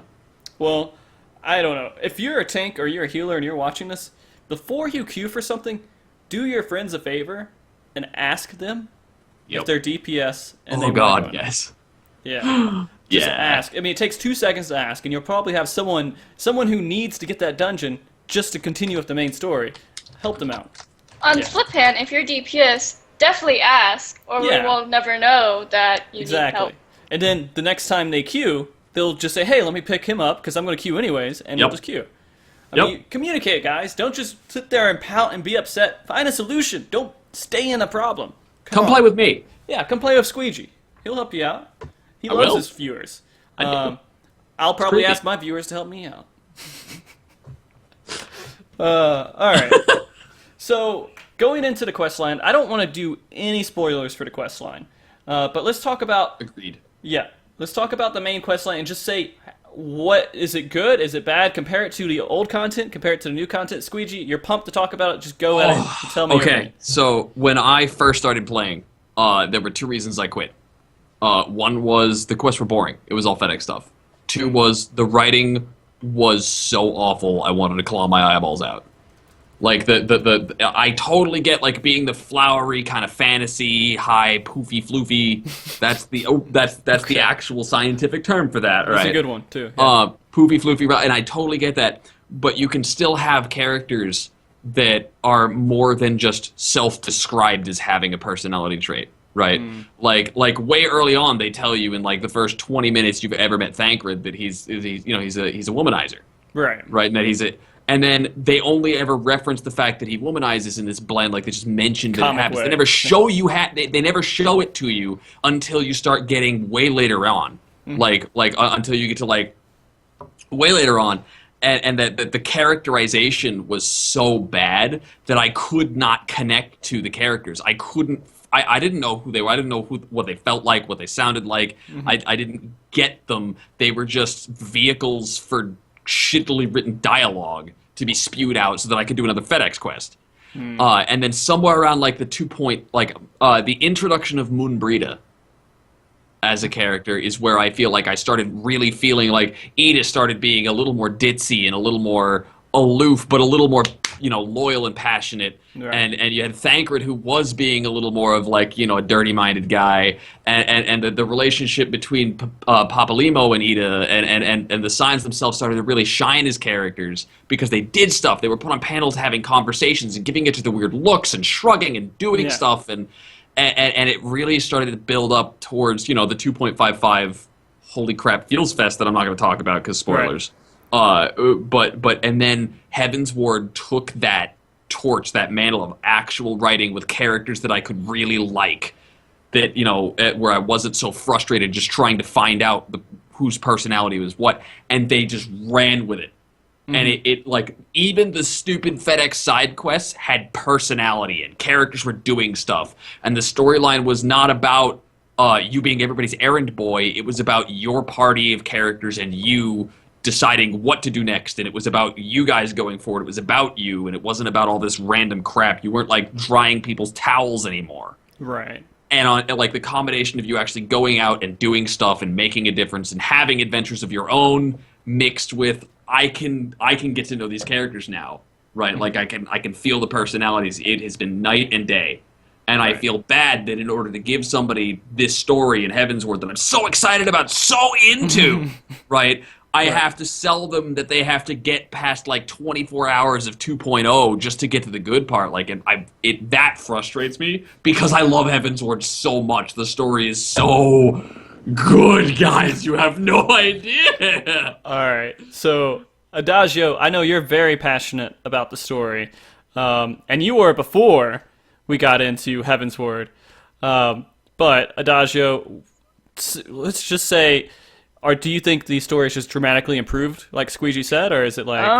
I think it's honestly a little too early to do like a proper assessment of the story because you've got all the storyline by all the story backing from 2.0 versus only so much since the launch of Heavensward. But as of right now, the storyline is just freaking phenomenal. Like things that you thought were going to happen, people you thought might be one way are turning out to be completely different.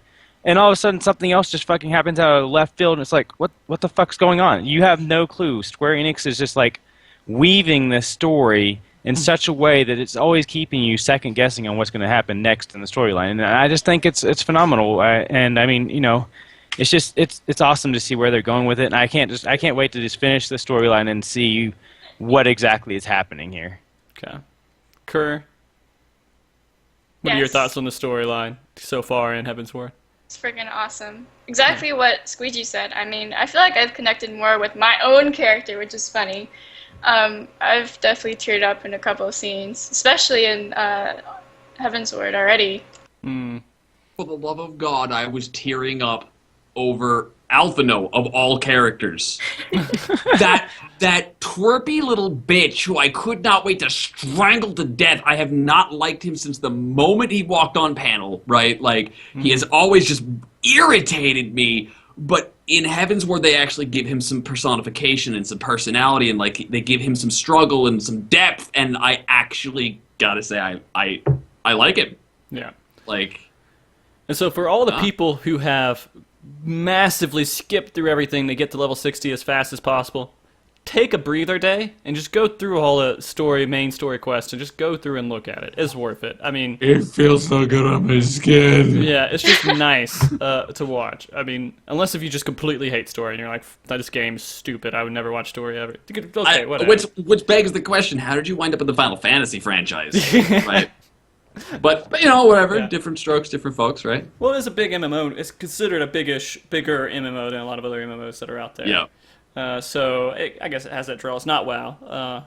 So I don't know. I think I support the story that they've done so far. I do agree at the very beginning it did seem kind of dry going through all that first stuff. And then around the end, it seems like they did something with the writing crew and took some bits of advice, and then they went forward. And they just made something that was decent in quality. One thing I'll say about the dungeons that I kind of just thought of off the top of my head concerning both of these is that when you're fighting, people yell at you. Characters scream stuff. Yeah. I'm not used to that, It's a right? nice touch. Yeah. Yeah. I love it. Yeah, and so it's just like there's so much more. There's voice acting within the dungeons.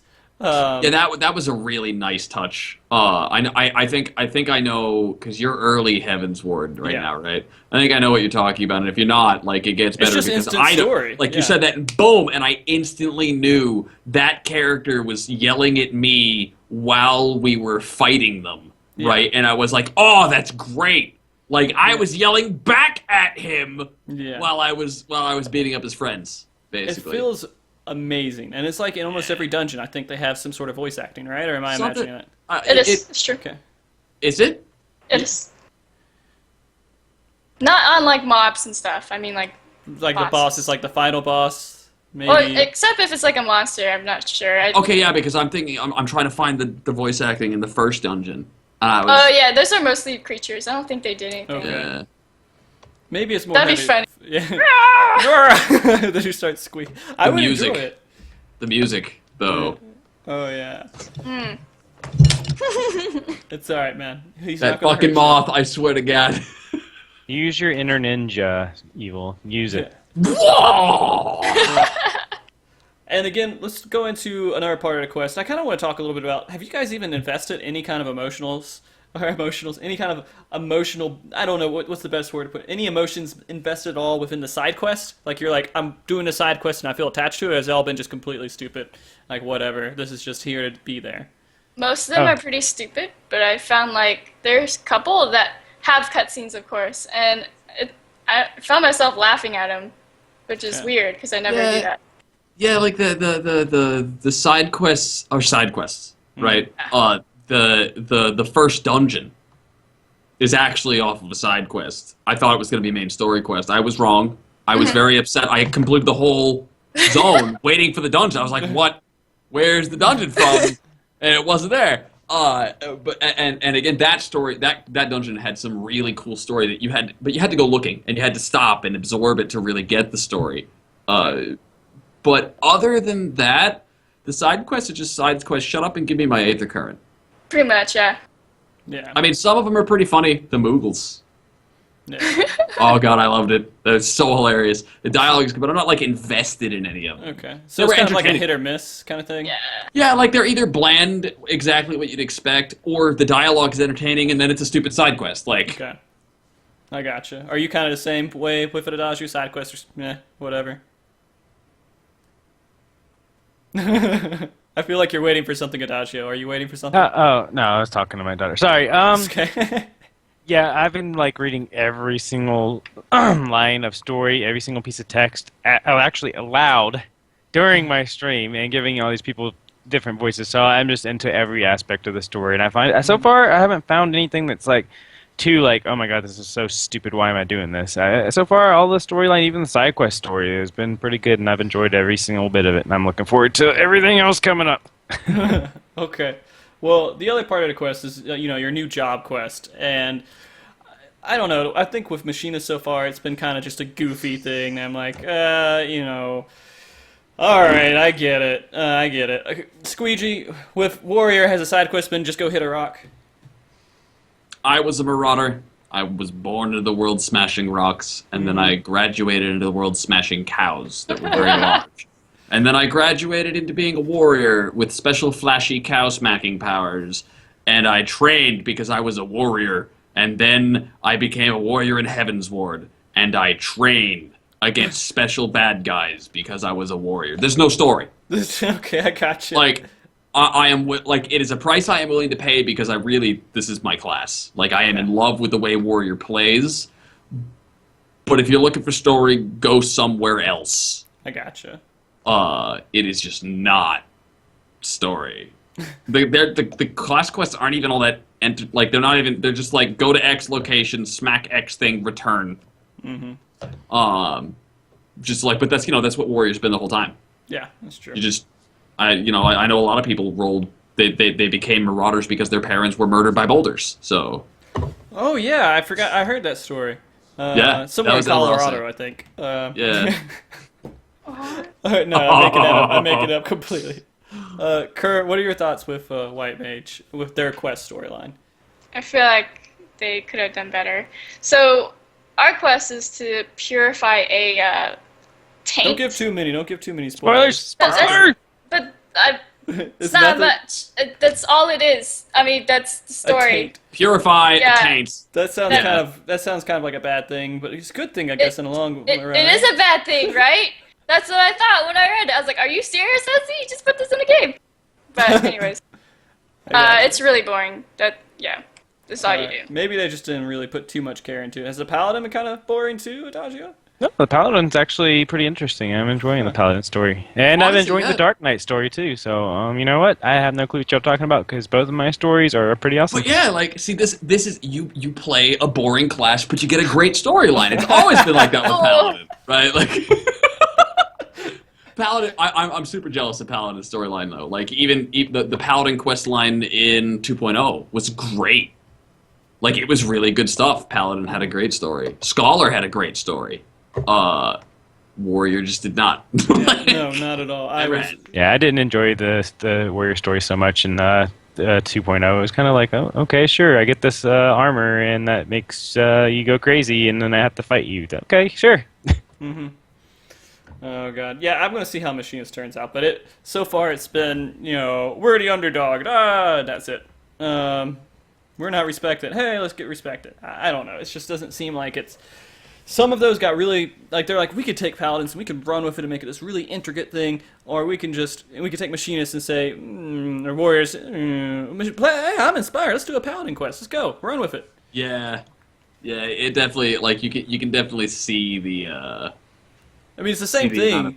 Like, when I was leveling up, and then Kerr had this intricate story where she went on a boat and something for Arcanus, and she had to go fight some things, and then mine was like, go kill 3 rocks. And I was just like... Scholar had a really good, like, through Arcanist up through Scholar had a great story. Like, Scholar had so much feels, it was really intense.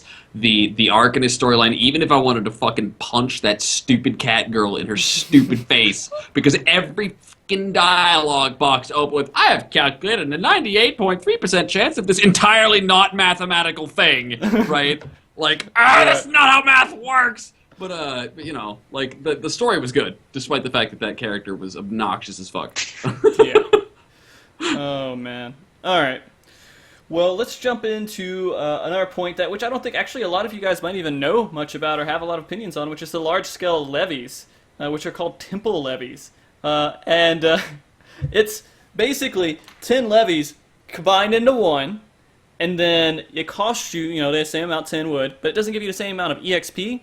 It just seems like something like, oh, you don't do a lot of levies? Well, do this really big one a few times, and you'll kill all of your allowance and get a decent amount of EXP, instead of having to do one after one after one after one after one. And so I think, I don't know, is this a good idea? Is this a bad idea? Squeegee, any thoughts at all? This is an idea. This is an idea. And it is an idea that was implemented in the expansion. And it is different than it was before the expansion.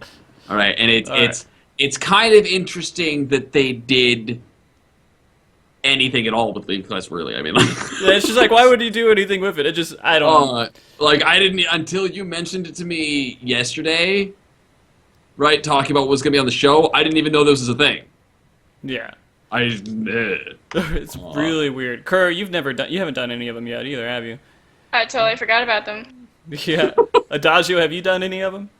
This is a thing? Yeah, I think this is going to be a bigger thing when you're trying to level up your alt classes and you're done with all the story, you don't have any more side quests, and maybe you want to just burst out and do a whole bunch of temple levies instead of doing one after another after another. You'll get less EXP and it'll be less efficient, but you'll get done with it quicker and you'll get something, right? Yeah. I don't know, like it's less XP per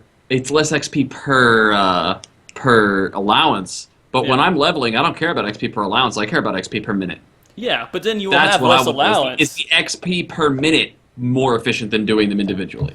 Well, I mean, I guess that's the same thing. Like, if you always have max levy mates, even if you did like every single one individually, and you still can't get max levy mates and have 100 at the end of the day, then at the end, you're not going to be able to gain. It'll be a source that you can't use as often to get EXP. Maybe that's okay. Maybe it's a good thing. Maybe you only care to do it like, I think you would have to do it once or twice a day, one or two levy mates a day, and that's all you could do with the allowance that you're given after you use it. How often do you get allowance? Isn't it like 3 every something hours or something? I think something like that, yeah. Yeah, I think it's 3 every 6 hours or somewhere in that line. I'm not really entirely sure the exact calculation for it, but it's not a lot. But since you don't do them every day, you never really notice. Right, yeah, it's basically something where you, like, I see the use of that being like somebody like myself, when I see myself getting towards 99 levy allowances, right? I just want to make room so that I don't waste any of them. Right. Right, like I do that with mana, I do that with everything. I don't want, like, I never want to be at max because then my regen doesn't give me anything. Yeah. Right. Well, Optical says 8 a day, so that means that you could do less than 1 temple levy mate a day. So maybe that's a good thing, maybe it's a bad thing. I don't know. We'll see when everyone's leveling up their alts, I guess. People will probably be doing those a lot more often. I haven't decided if I want to do Dark Knight or Machinist. Machinist. Yeah, whatever the fuck it's called. I would say stay away from Machinist for right now. Just because there's... I never touched Bard. I don't even have Pugilist to 15. Like, it would be fun. And if you don't have... I don't know. I would say... do it only if you're really interested in doing it. Don't do it because you think it's going to be a good class to play. Because it's still when I'm looking at it, I want to poke at Machinist specifically as a ranged DPS because I don't want to do Black Mage and I don't want to do Summoner. Right. And between Machinist and Bard, like, people are saying they're so similar right now. Give me guns over bows, pretty much. Like, yeah. Okay. And starting at 30 is better than starting at 1. God, yeah, it's true. Completely true. All right, well, let's talk about flying a little bit. I know, Squeegee, you have some passion in your heart about flying right now, so I'm going to wait for you. You're going to be the last one that's going to talk about it. You just sit there and just charge it up. Yes, right. okay. Adagio, how do you like how the whole flying wall works right now, where you gotta go collect everything, use the compass, all that other stuff? You know, that I don't mind so much. I don't mind going to specific locations, and I see he's meditating over there, so it's cool. That I don't mind so much. I don't mind that you have to get some from quests. I don't mind that you have to find some on the map. I did have one where like I went and picked one up, and then I clicked the compass again, and it was like literally 2 yalms to my left, and I was like, there's nothing there, my compass must be broken. And I looked up, and there's like a cliff 100 feet above me, and I was like, fucking serious? So I had to run around the cliff and go get it. Uh-huh. Oh, you muted yourself. Hold on. Try talking again. There you go. Okay, there you go. Anyways, but that didn't bother me. You know, I don't mind that so much. What I do mind is the fact that, as I said before, you almost have to have flying in these maps to get anything done. You have to have flying to get flying. Yeah, exactly. Well, not even that. You just have to have yeah. flying to like do anything in these maps with any kind of alacrity. I mean, you can't do quests easily without having flying. I mean, that's just. I wish that it wasn't that way. I wish that ground mounts were still a very viable option. Granted, you travel slower, but you know you didn't have to go around like a cliff 2,000 yalms just to go 2,000 yalms the other direction, kind of thing. So I mean, I just wish that it was implemented a little better in that way. Kerr, what are your thoughts on getting flying? I said this in my own stream, but it's basically I feel like flying has ruined the game. Because now you want to fly all the time, and it doesn't even matter if I'm in Gridania, I want to fly. I don't care anymore. Nice. Other than that, getting like the Aether Current, exactly like Adagio says. I mean, I know you like ground mounts, but I don't. Adagio's a special bird. Special bird that doesn't like to fly, likes to be clipped. Paladin. Paladin. Oh. Let's not go there. When Paladin gets to 60, everyone's gonna be like, "Oh my fucking god, Paladins are the shit. They're great. I know, they're right? unique. They're wonderful." And all that heat's gonna go away, and it's gonna be like Dark Knights are stupid. No one playing. So it's gonna turn out to be. Yeah. But other than that, like, I feel like the compass sucks. Like, it tells you go north, right? You go north, and then it's like yalms. It's in yalms, the arbitrary measurement, whatever. And then once you kind of go a little bit north, it suddenly goes like southwest, go southwest. And you're like, what the fuck is southwest? And you find out later that it's like up a cliff somewhere, and it's stupid. all right. They need a better compass that like does arrows or something other than like... You click on it and it points in that direction instead or something? Yeah, that'd be great. Yeah. Squeegee? I love it, man. Unravel. It's great. Can you tell it's Okay, let's go on to the next subject. I know. Do it. You can't fly in the zone until after you finish the zone. Mm-hmm. Because That would be the last thing comes from the last main story quest in the zone. Okay. Great, awesome, sweet.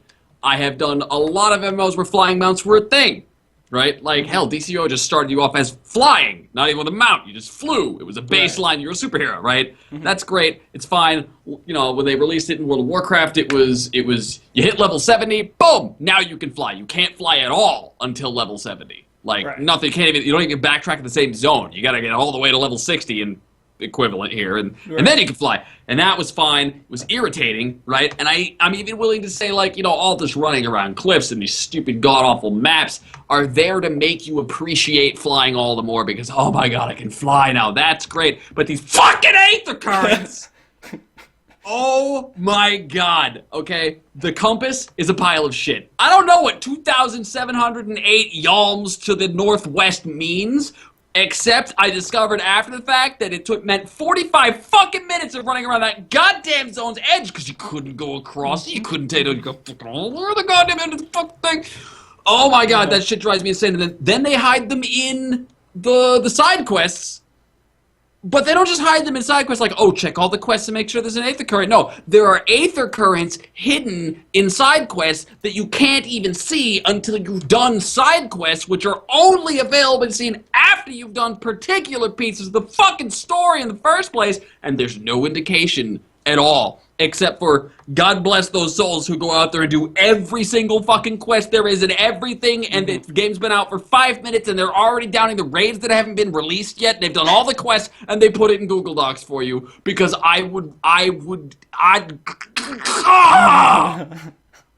I will say though, it's okay that like it happens after you're done with the zone because you do go back, and that's when you're like, Yeah. God, I love this. Oh my god, like, okay, so I'm at the zone where, like, I can't do my next story quest until I'm 56, and I'm 55, right?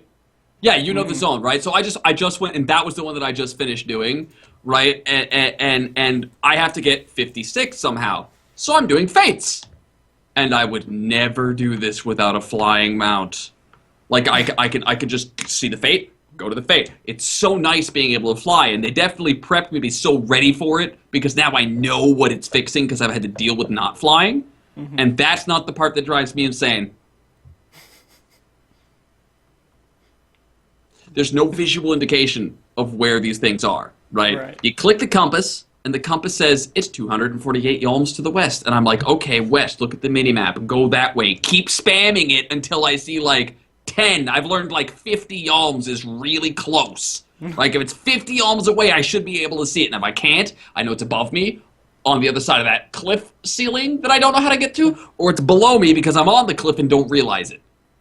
Right? But like, what the hell is 785 yalms to the northwest? Like, just give me a goddamn arrow on the mini-map, right, to just points to it, and then make it one of those fucking orange circle quests that I hate, right, where they don't tell you where anything is. But make and sure that it's, would like, have been fine. 5 But this level of cliffs in there too. Right, like, this compass is the most useless pile of shit I have ever been handed to by a game dev. Ever! Ugh! And, I love it. And the side quest. Oh, I mentioned the side quests already. Did I tell you that you don't even know? Like, you just gotta do all the side quests and hope you find the motherfucking things? Fuck Right. that! I wanna save the side quests where my alts come through.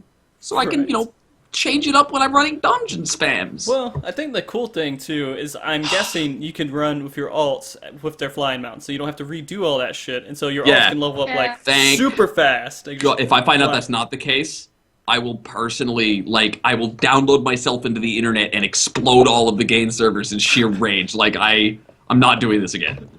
Nice. Oh my god. Like I don't know. I like having that wall there. The wall is extremely vital. If they didn't have the wall there, I'd be disappointed. The way Yep. they did it was kind of shitty because a lot of people Yep. aren't into that, and they aren't wanting to go through all this convoluted crap to get to it. But in the end, you know, it's you do Uh-oh. crafting with this game. It's Being just kind of. froze. Oh no, am I freezing again? Do you hear me? What? Frozen for y'all too. No, no. I think you paused. Did I pause? Can you hear me? Oh no! VPN, just because I think that's what it was doing, is the VPN kicks me. That's wonderful. I love it. It did it again. That's alright, we'll be back here in a second. I did say I was going to download myself onto your internet. What did you do? And, like, explode all the servers It in was sheer rage. just the VPN being a dickhole. I don't know why at this certain time at night, but it does that. Let's see if I can get my video back. Alright, and then... Sorry. Man, like, the bottom half of me is frosty right now. Yeah, no. Very awesome. Hey, is the stream You're looking back? pretty good, bro. Thank you, man. Did you get new hair? Yeah. Yeah. I grew it out. Oh, I can't hear you, Kerr, by the way. I didn't hear you. There's a Adagio bot now. Oh, I don't know Dagiobot, who yeah. Dagiobot is, but you know they're helping me out, I guess. I'm still logged into the game. That's alright. We'll figure it out. We'll get in there. Everything's all grayed out right now on Skype. I'm hoping that it all comes back here in just a second. Let's see. I'm here. The darkness of the Aether currents is upon us, as you Yeah. can It see. says I need premium, whatever. Why do I need premium? I don't need premium. You need Well, you premium need for premium less because than that a means you get 4-hour money. call. Yeah, we haven't been on the call for 4 hours, though. I think it's So. starting to notice. It's starting to notice. Yeah. It's like this guy does this every fucking day, every week. God, fucking day, every Monday on this stuff. Alright. There we go.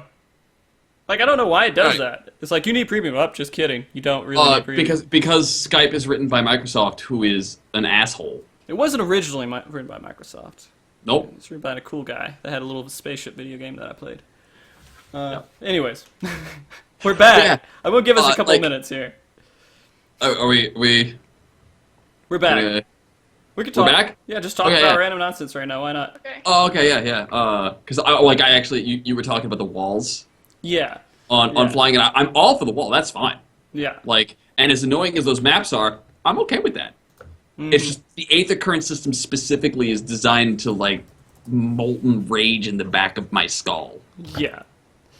I feel you. But I don't know. Like, if you talk to the people who... I act like I talk to these guys on a daily basis, but if you talk to the people who've played, develop WoW, Yep. they took out flying for the most part, at least at the beginning. I'm not familiar with what they've done recently with their recent expansion, but they said they regret ever putting flying in the game because it ruined all the content that they created and made it something that people just didn't care about anymore. Yep.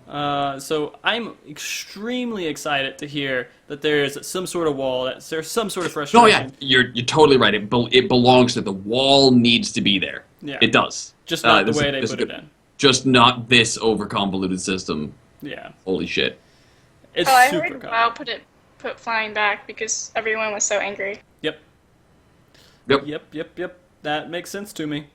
Well, when the genre came out, when MMOs, like, and I mean MMOs, like, yes, I understand there was Ultima Online, right? But MMOs as we know them were pretty much born with EQ, You were right? In Well, that sense of, like, the three-dimensional world that you go into exploring. When WoW came out, it was the next big it was the top step dog, for the yeah. genre's evolution. Yeah, it was definitely one of the most definitive games that's impacted the genre. And what they did was, back then, it was impressive to have this world with no low screens, just this whole world that you could just, like, go through and just, like, never-endingly explore, right? And they set this precedent where, in order to show off that part of the game, which was such a Right. huge part of its design, like, that going from place A to place B was a 5-minute flight path trip, right?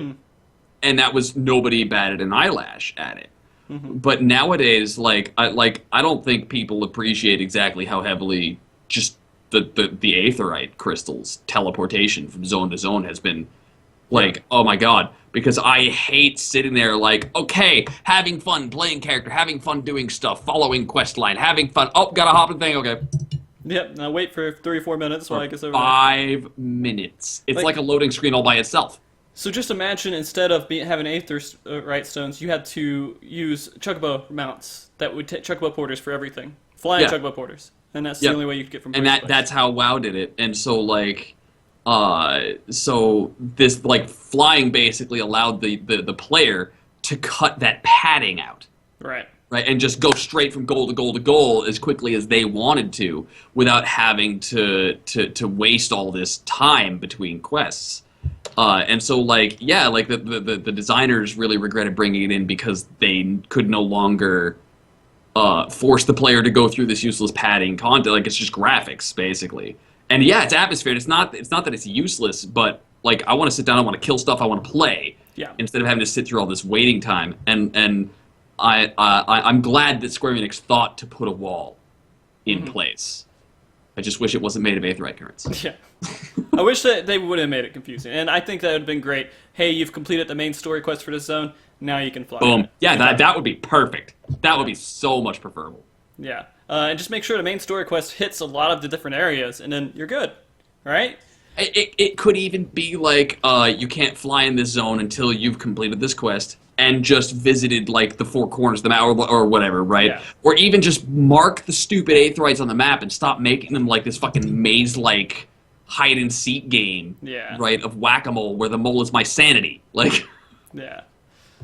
Some people are saying they actually like the... Yeah, I don't know. I'm going to see here in a second. I'm going to have to go through it soon. I'm just now getting in there because I've been doing my 30 through 50 leveling.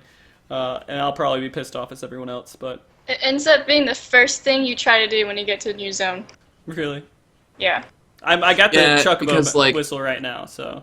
And, yeah, like, compass. you'll run into this position where, like, you have a choice, okay? You can either do it at the start of the zone and then just fly as soon as you complete the story quest. Or you can do it at the end of the zone when you could be moving into the next zone.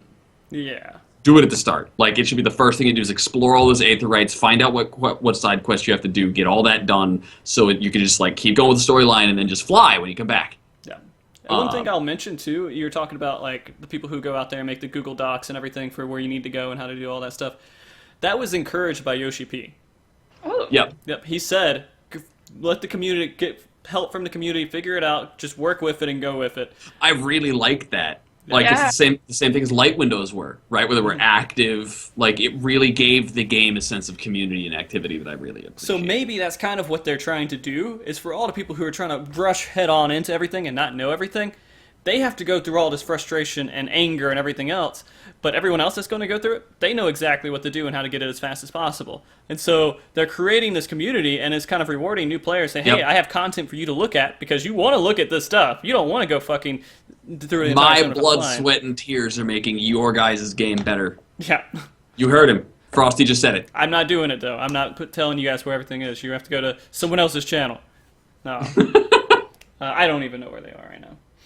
All right, so another thing that I want to talk about, kind of one of the last big points I had for the show, and do we have any questions to kind of relevant to Heavensward that you think we should go over real quick, Adagio? Yeah, we do have a few. Let's hit a couple of the more relevant ones real quick. This one has been answered in previous shows, but just because there might be some new people out there, Pod155 wants to know if you can get relics for the new jobs. I think when they introduce the new relic system, they'll probably have it in there. I mean, it would make sense. I don't think they added 2.0 relics they for the new didn't. jobs, Yeah. but they did. But I'm pretty certain they're going to add, when they add the 3.0 relic, which is going to be an entirely different relic chain. Mm-hmm. Like, you don't need the old one to start the new one, right? It's not a continuing of the old one. They're going to add, like, everybody's going to get one from the ground up in Heavensward. Okay. I think. I got At it. That's least the we only way hope that makes so. sense to me. Yeah, like, I'd be That a would little... suck.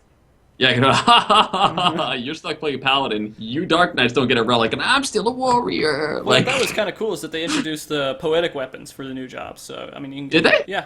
So I saved up poetics just in case, and I got it, and so I have my poetics weapon for my machinist now. So, Yep. Adagio, you're kind of blurry right now. I don't know if that's just like bad luck or something, but we'll run with it. You'll be Blur Man today. What else do we have for relevant questions? I like it. I'll take Blur, man. It's fine. BF Splat wants to know, why can't I mount in Ilshire? I don't know, because I don't even know if I've been there. Oh, because that's a town. Yeah, it's the same reason you can't mount in Ulda or live they in La have- Vida Loca, Limensa. Yeah, or Foundation. You can't mount in Foundation. So that's It's like a the same main concept. town, sort of? It's like another Mordana, I think. Well, you could mount in Oh, I Mordana. haven't can been there mount yet. in I thought he was Mordana. talking about Yeah, it's Foundation. way later in the story. I shouldn't say that, sorry. But yeah, Okay. it's a town, that's why. Okay, I gotcha. All right. Okay, so there's 2 cities in the expansion. Cool. Sort of, yeah. It seems like it. Interesting. Denalago wants to know, what is your single most favorite spoiler-free moment in Heavensward so far? And that's just a general question to anybody. My favorite spoiler-free moment in Heavensward so far, not counting my very first back-to-back 3K crits off the new warrior power. No spoilers. There is a moment where one NPC walks up, opens his mouth, and talks. The music stops, and everybody just looks at him. There is dead silence, and everybody starts to just picks up their conversation right where they left off with you, and the music starts up again. And I laughed so hard. Kerr, what's your spoiler-free best moment so far? The best parts are when you go to a new area, and then they have like this narrator that narrates your party going... Oh, It's so it great. feels so good. Yes, that is so cool. Yeah. Adagio? God forbid, says the music in Heavensward, but I have to agree, the fucking music is phenomenal. But I'm just going to go with, I did not know how fun Dark Knight would be. I picked it up, and I've been enjoying the shit out of Dark Knight, and that's one of my favorite things at the moment. Gotcha. I would say using blank shot on a machinist and someone telling me not to. Is that the pushback thing? Yep. You, I love you it. and I, fucking you and I son are of men a- of like spirits. Yeah. You are brofist right now, Definitely. brofist. Yeah, Boom, completely. boom. You're my man. No, don't support that. Do not fucking support that bullshit. Okay, do we have one more relevant question, or are we done with relevant questions? We got a decent amount of relevant questions. I'll just pick another one at random. Let's see. Emma wants to know, what's the fastest way to level from 50 to 60? Honestly, story quests and dungeon spam. Yeah. Like pretty you do much. your story quest, then you just forsake sanity and repeat the dungeons over and over and over and over. I can confirm the lobby roulettes give a lot Yeah. of XP. A lot of XP. Do your roulette. Do your lobby roulettes every day. Okay. All right. Well, let's talk. Since we're kind of on the going into that discussion with jobs, and I'll go last with machinists just so we can, because I'm gonna have fun with it a little bit. I want to. Overall, I want to know what you guys feel like in your DPS numbers are. Do you feel like, are you happy with the DPS you're doing? Like, are you guys even parsing what you're doing right now, or you're just not even parsing at all? Not parsing. Dagio's not parsing? I just generally don't parse. Okay. But I definitely feel like by comparison, because I can only like to scale, so to speak, right? Because I'm not all the way to 60, and I don't know what's normal, right? And I can't compare myself to other classes, but I definitely feel like the inclusion of the new DPS stance for warriors has I kill things in the field a lot more noticeably. It used to be like, even as a warrior, I would go in and I'd be like, okay, I'm going to have to beat on these things a little while longer than I would if I was a deeps, right? And maybe these quests would take me a little less time if I was a deeps, right? Maybe I should roll a deeps class just to do these quests, right? I don't feel that anymore. Like, I definitely feel like I am having fun blasting shit right in the face. Kerr, how do you feel about your white mage damage? It's been pretty bad. Yeah. The size says it all. Right Have you there. been You have to parsing finish it at that. all? Are you like... I tried to parse yesterday, but for some reason my plugin wasn't working. There's like an error or bug or something in the parse, so I couldn't. I gotcha. There's lots of people out there, tons of people complaining about DPS here, complaining about DPS there. I mean, give it a chance, guys. We're not there yet. We're not done with figuring out these classes. Give it... I know it doesn't seem like these new moves are doing anything, but once you get all the proper gear and everything, you're 60, start Perfect parsing. example. Yeah. Perfect example. Archers in very, very low levels. They Oh. do the world's most insane amount of threat. Yeah. Like, they just do so much threat. It's almost impossible to hold over an archer at low level unless unless you've actually got the gear to keep up with them, and that's playing well, right? It's not like that all the way to 50. Like, it just isn't. Yeah. Like, everything scales and balances differently as you level. So, hit 60 and then get everybody in the equal gear level, Yeah. right? I mean, And then talk. If you're only playing your job because you want it to do good DPS, then fine, switch right now. Go into whatever you think's going to do the most DPS. But feel free to be disappointed when you find out that you made the wrong decision because you went too quickly into the situation, believing what people are saying on Reddit or whatever forum they're on, saying, "Oh, this is the worst. I'm level 53 and this is the worst DPS." Are you serious? Get the in-game content, see how the mechanics work, see how everything plays out. There's lots of factors to it. I know you feel like you know already, and you're like the best machinist or best bard in the game, but give it a chance to actually pan out. And once it pans out, you're at 60, you're doing half the damage that you should be doing.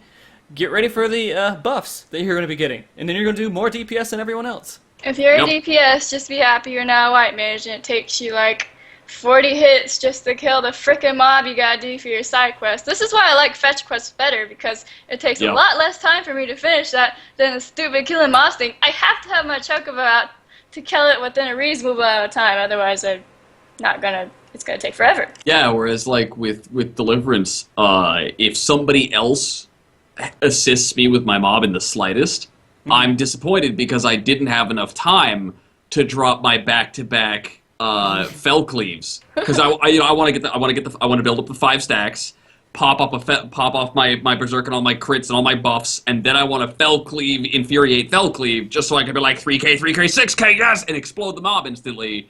But if anybody else comes up and is like achoo, like there's just so much damage on it that it dies. Like Warrior is doing. So how are you lot. liking playing a warrior so far? Is it like...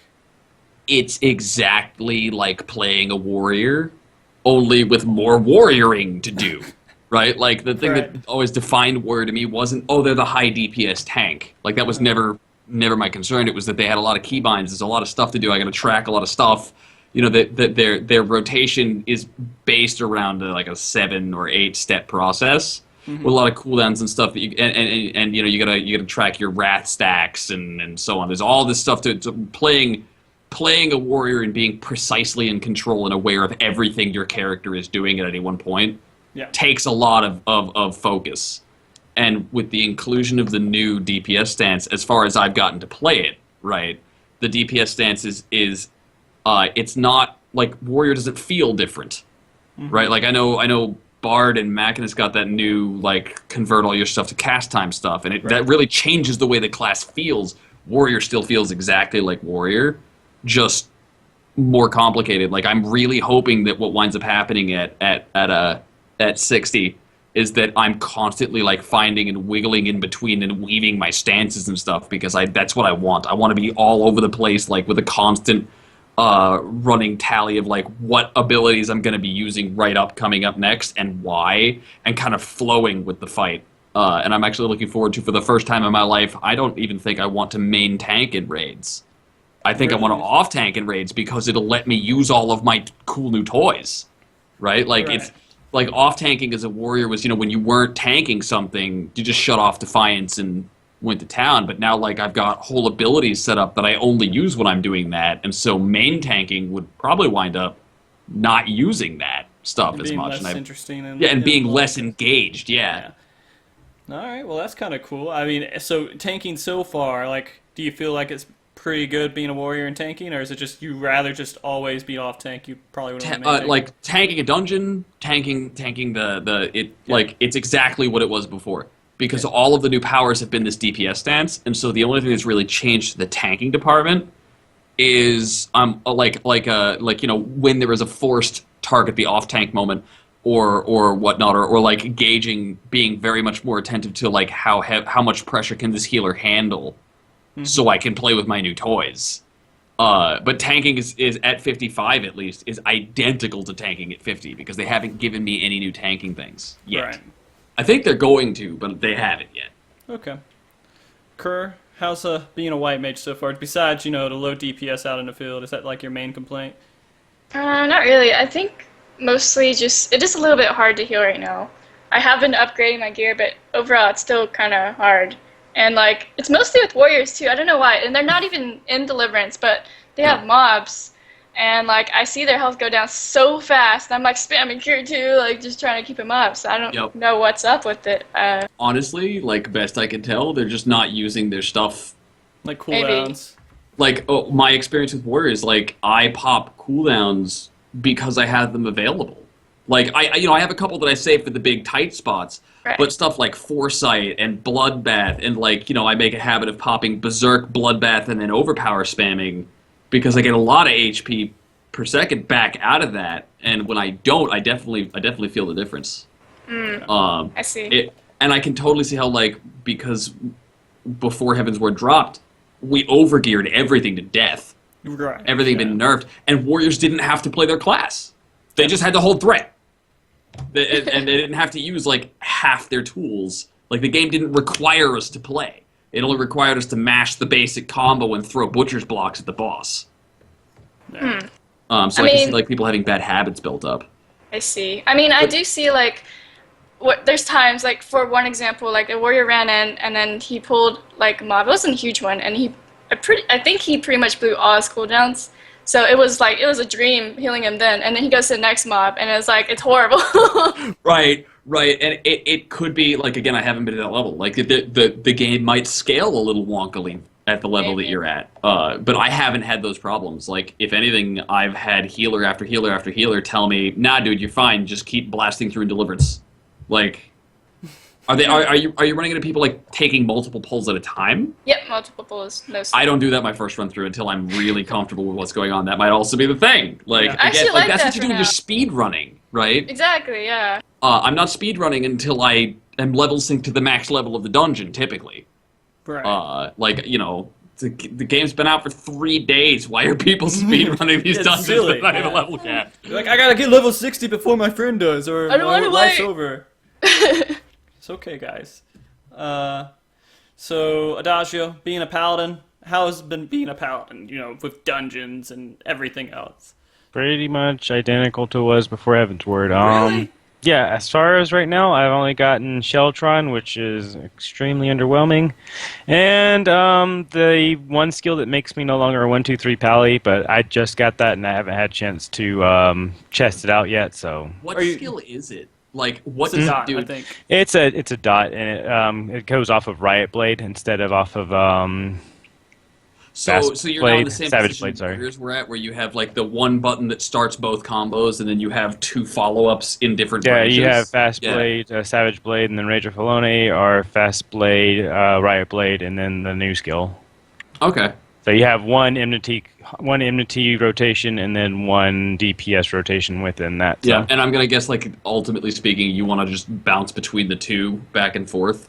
Probably, Keep- and keep if the you need dot more rolling. enmity, obviously you go to your Yep, enmity combo. If you need Okay, more that's damage. that's basically what Warrior was pre-Heavensward.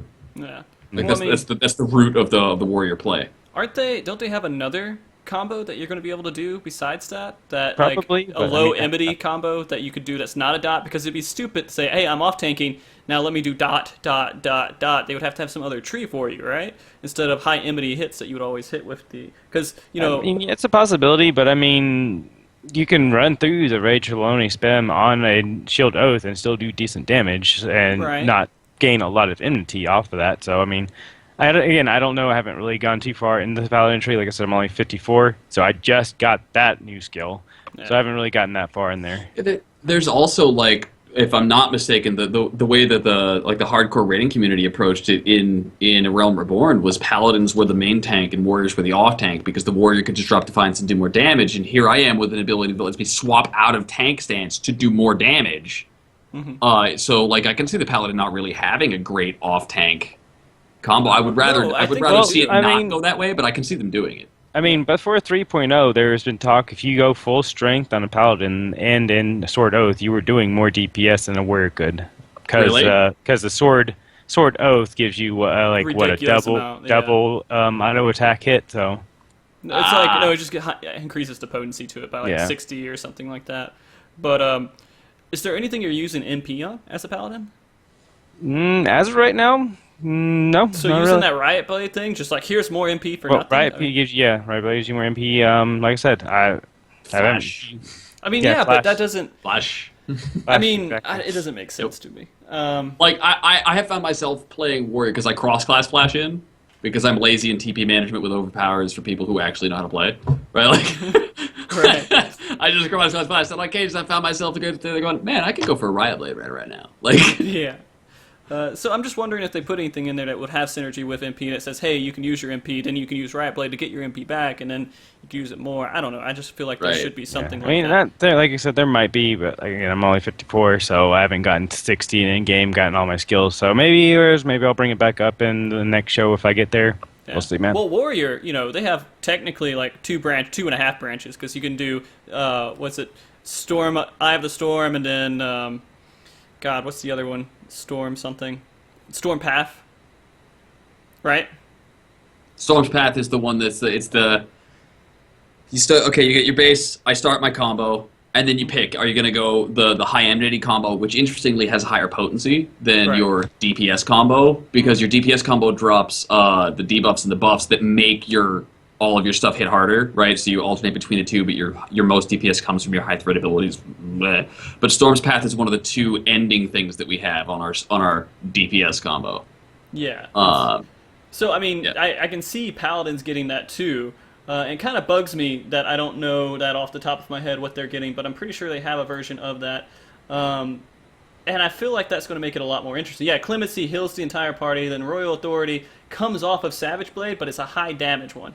Okay, so basically, you get Goring Blade to come off of Riot Blade, which does a dot. Then you have Royal Authority, which it comes off of Savage Blade. And instead of doing Rage of Alone, you do Royal Authority and don't do Enmity, but do extra damage. Okay, so yeah. Then Clemency, you heal your entire party and yourself. yeah, not bad. So that's kind of interesting to look at. I don't know. I feel like it's... think Paladins are going to get super interesting here, because they do it a little bit differently, and that's Yep. why I want to level 1 up. But enjoy yeah, Dark like, Knight, Adaj. I will not stop until I have every tank at 60. Yeah. I feel you, man. Okay, so let me take a second. Actually, Kerr, I want you to talk about one of the big nerfs that everyone's been kind of really upset about, which is Holy. How are you taking that? I wasn't happy about it at first, but we do have a bunch of other things that are in our toolkit now. We have Arrow 3, which I've tried, and it's pretty awesome. We have Asajj. It sucks that the cooldown's longer, but it's pretty good too. I haven't seen it being really useful in the dungeons yet, probably because, I don't know, my gear isn't up to snuff or whatever.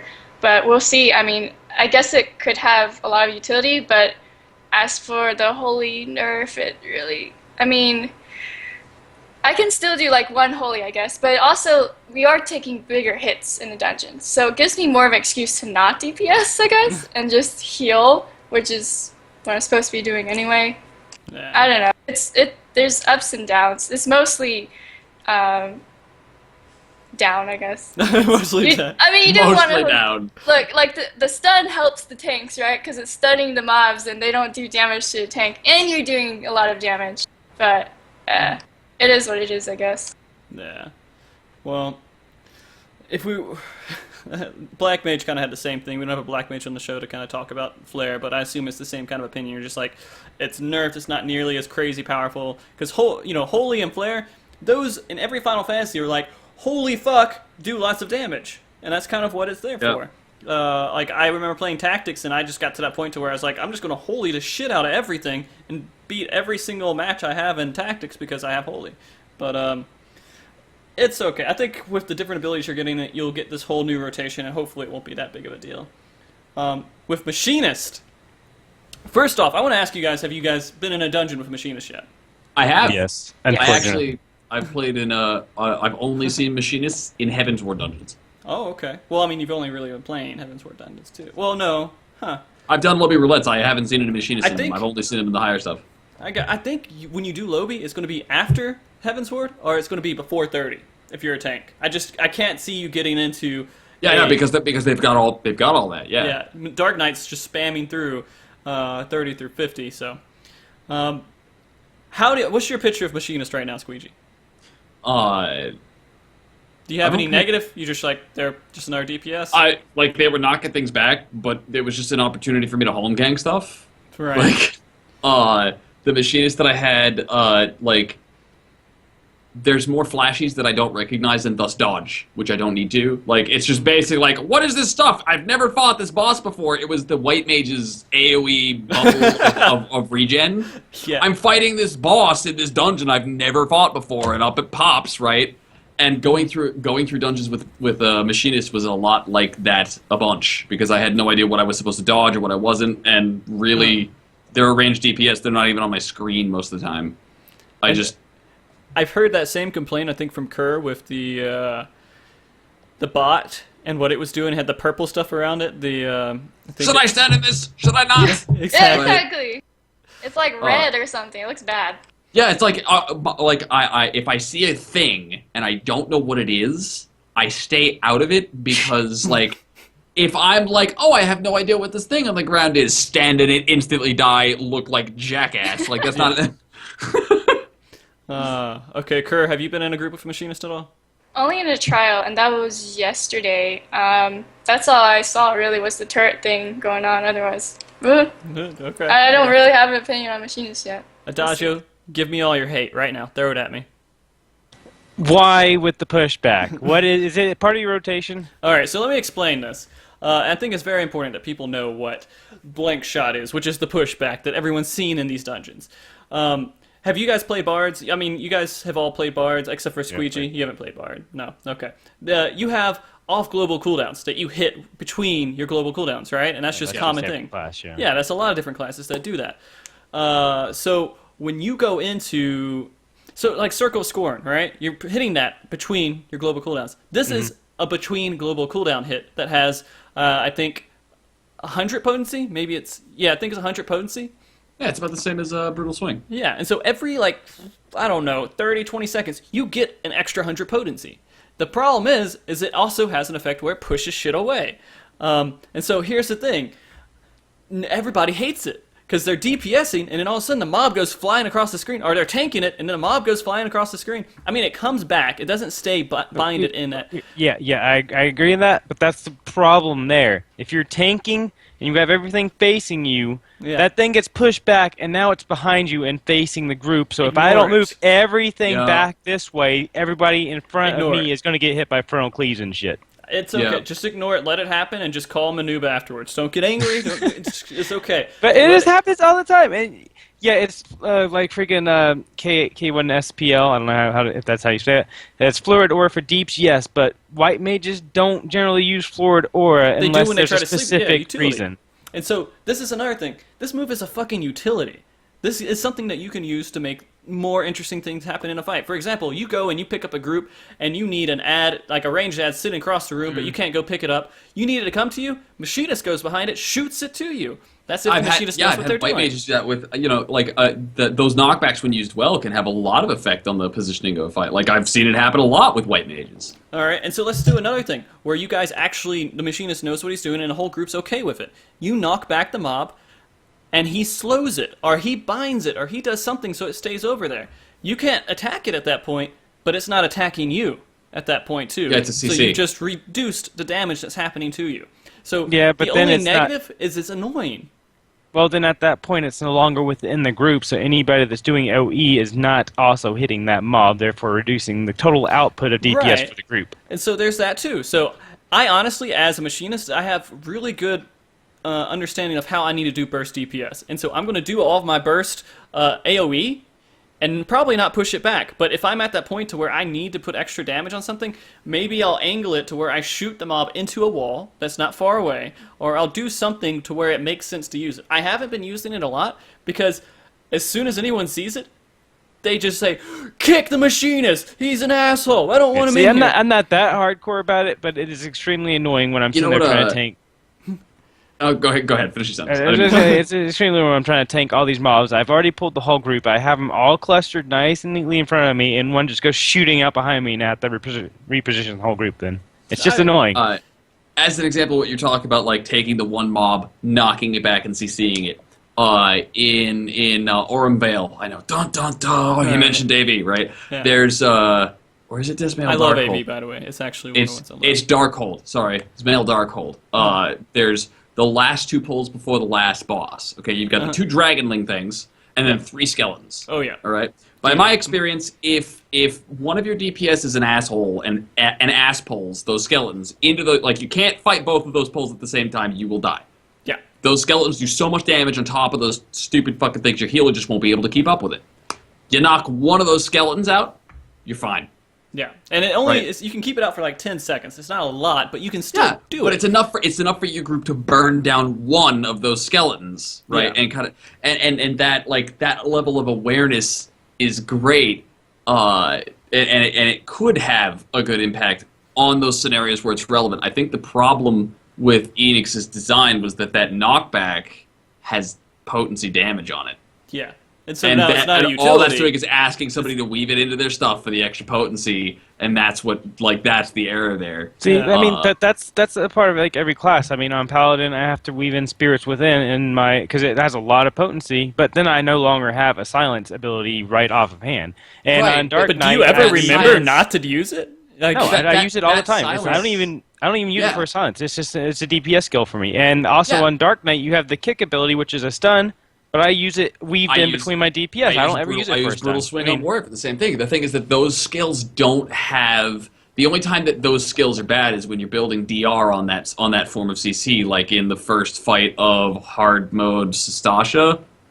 or Leviathan, like when you're or- fighting him and you can't stun stuff and you And you just can't it 'cause stun you- stuff because it's stun DR. Yeah, like that's the only time that ever really comes to bite you in the ass. Whereas with the machinist power, there's this huge knockback that is inconvenient for other people, tied to this thing that they've just told you basically by giving it potency. Weave it in for DPS on every rotation, right? Yeah. And then there's no diminishing return on it because Because it's you just knock back. There's no like cooldown on it, and so Yep. I think it's an amazing ability, and I think people just don't understand what's going on. And there's 2 things you can do. You can go on the forums, you can complain about it, because every fucking machinist is going to use it, because they're not going to read the Reddit forums. They're not going to go out there and take all the heat. Oh, I can't use it. You're going to see it. It's never going to stop. So let's figure out how we can take advantage of it. And that is when you see it knocked back, switch to a different target, ignore that target, let it come back to you, because they're probably not thinking enough to slow it as well, because they're just trying to throw it into their rotation. When it comes back to you, just go ahead and start reposition a little bit. It adds a little bit more dynamic to tanking. That's the only thing. I can't see it being a brutal aspect and ruining everyone's life because you see something pushed back. It's just annoying. Yeah, it's just annoying. You'd rather it not happen, but it's going to happen. And I think that we should just kind of accept that to a point to where this stuff's going to happen. You can have really good machinists that know, okay, I'm only going to, and I do this all the time. I use it as a final blow if I can. One of the things I do, I kill it, I shoot it. It's awesome to see a dead body fly across the ground. But, you know, even if tanks see that right now, they get upset because they think that they're going to have this horrible time. They have what do you call it? PST, PD, what is it? PTSD? PTSD, yeah, exactly. And they have that going on with bad groups and other machinists that don't care at all about the tanks. And if they see it at all, I hate this person. I can't enjoy being in a group with this person because he's a brat. I'm like that with DPS who pull trash. There are certain circumstances where like it doesn't matter. Like the healer can keep people up. You don't need a tank for some of these trash pulls. But the moment I see a DPS pull trash instead of letting the tank pull the trash, I fucking lose it. Because I've had groups where there were people who did it so insistently and were total jackfucks about it the whole time, right? Like, you're taking too long and I'm impatient, blah, blah, blah, right? So, like, when somebody just runs up ahead of the tank because you get the latency difference, seeing where people are standing and stuff, and, like, the moment it happens, I'm on edge, like, oh! Like, yeah. Adagio, I get that. Get off that high horse of being a tank. DPS don't know how to count. Man, I can see this being a Hey, failure. I've been in plenty of dungeons where I mark all the shit up. 1, 2, 3. Pull them all, and the freaking DPS are blowing up 3. I'm like, why are y'all? I've been in so many dungeons where tanks don't use cooldowns. I'm not going to be a dick about it. Come on. I'm just saying. The problem here is once. The problem here isn't what you're encountering isn't that DPS don't know how to count. It's that the DPS don't care what you think they should hit. Yeah, like that's the bottom line. Like when I started tanking in Final Fantasy for my first actual real go at tanking, it was I marked the thing I wanted to hit because I've been tanking for years and that's what you do. And they just didn't hit it. Like it wasn't 1, 2, 3 problem counting. It was the only mob is the one with the 1 over its head, and there was just nothing. Like.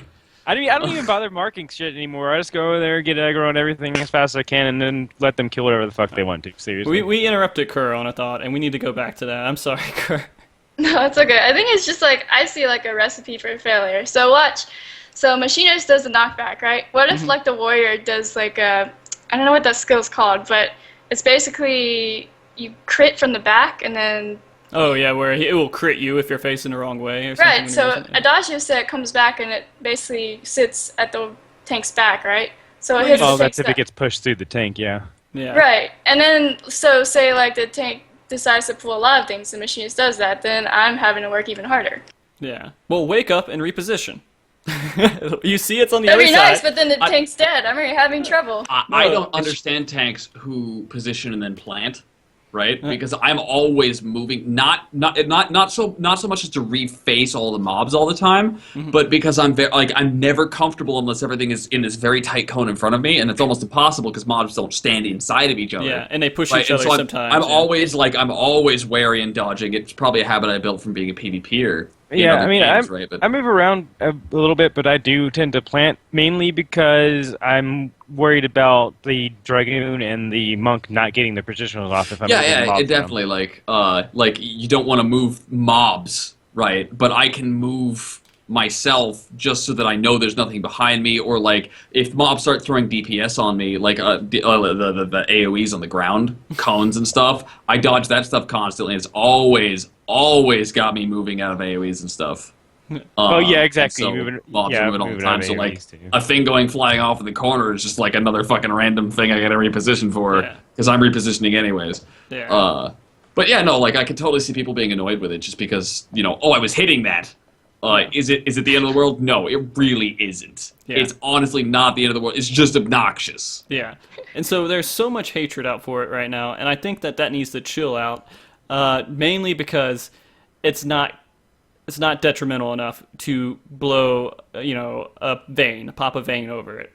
Just It's not eighth occurrence, guys. We're We- still okay. Like We deal with bad DPS every day. We deal with bad healers, bad tanks, bad everything. The pushback is not going to ruin everything for you. There's so many worse things people can do. For example, you could smoke screen to tank. You could do... Well, can you use a smoke screen on tanks? I don't know. Smoke bomb thing? Yeah. Maybe you I can. think you can use it on anybody. I'm not sure. Okay, but if you did that, then you would have to worry about that too. But that's or just it's being that aggro troll. sharing Yeah, rule exactly. on a healer. Yeah, like hunters had that kind of stuff in WoW with like whatever the hell the power was called, where like all my threat goes to the tank now, so I pull and I kill stuff. Yeah. And then there's I mean- people who wake up sleeping mobs. I mean, you just... It happens. I mean, the smoke bomb is a direct troll. Overpower. I mean, Overpower. Overpower. Overpower. Yeah. And I know so many people in the chat will... are so upset, and they really wish Machinists would just completely stop it. But if they took that mechanic away from me, I would be more infuriated than I would be if there's people who just get either get used to it or just be upset every time they see it. I would honestly I haven't had the problem. The immediate solution to me is just like take the 100 potency off of it and like put that 100 potency over the course of their rotation elsewhere, so you get the same amount of potency. Right. But there's no incentive sitting there going, "Hey guys, weave this in and throw things in the middle of the pole." Like, and then you know if anybody's doing it, they're an asshole, just being an asshole and trolling you. But you still get to keep the utility for when it's useful. Yeah. I don't know. And there are already lots of posts everywhere about Machinist DPS being absurdly low. Like, they say everyone can DPS more than Machinist. I don't think that's true because I blow shit up really quickly. But then they do have this weird thing to where you have your 1, 2, 3 move, but it's a 50% chance. So if all your ammo is spent, all your cooldowns are spent, and all you have is 1, 2, 3, 50% chance you'll be able to hit the next button, 50% chance you'll hit the next button. And that's what it is. And that kind of sucks in the long run because you'll hit these little lulls between your ammo cooldowns that are really, really boring.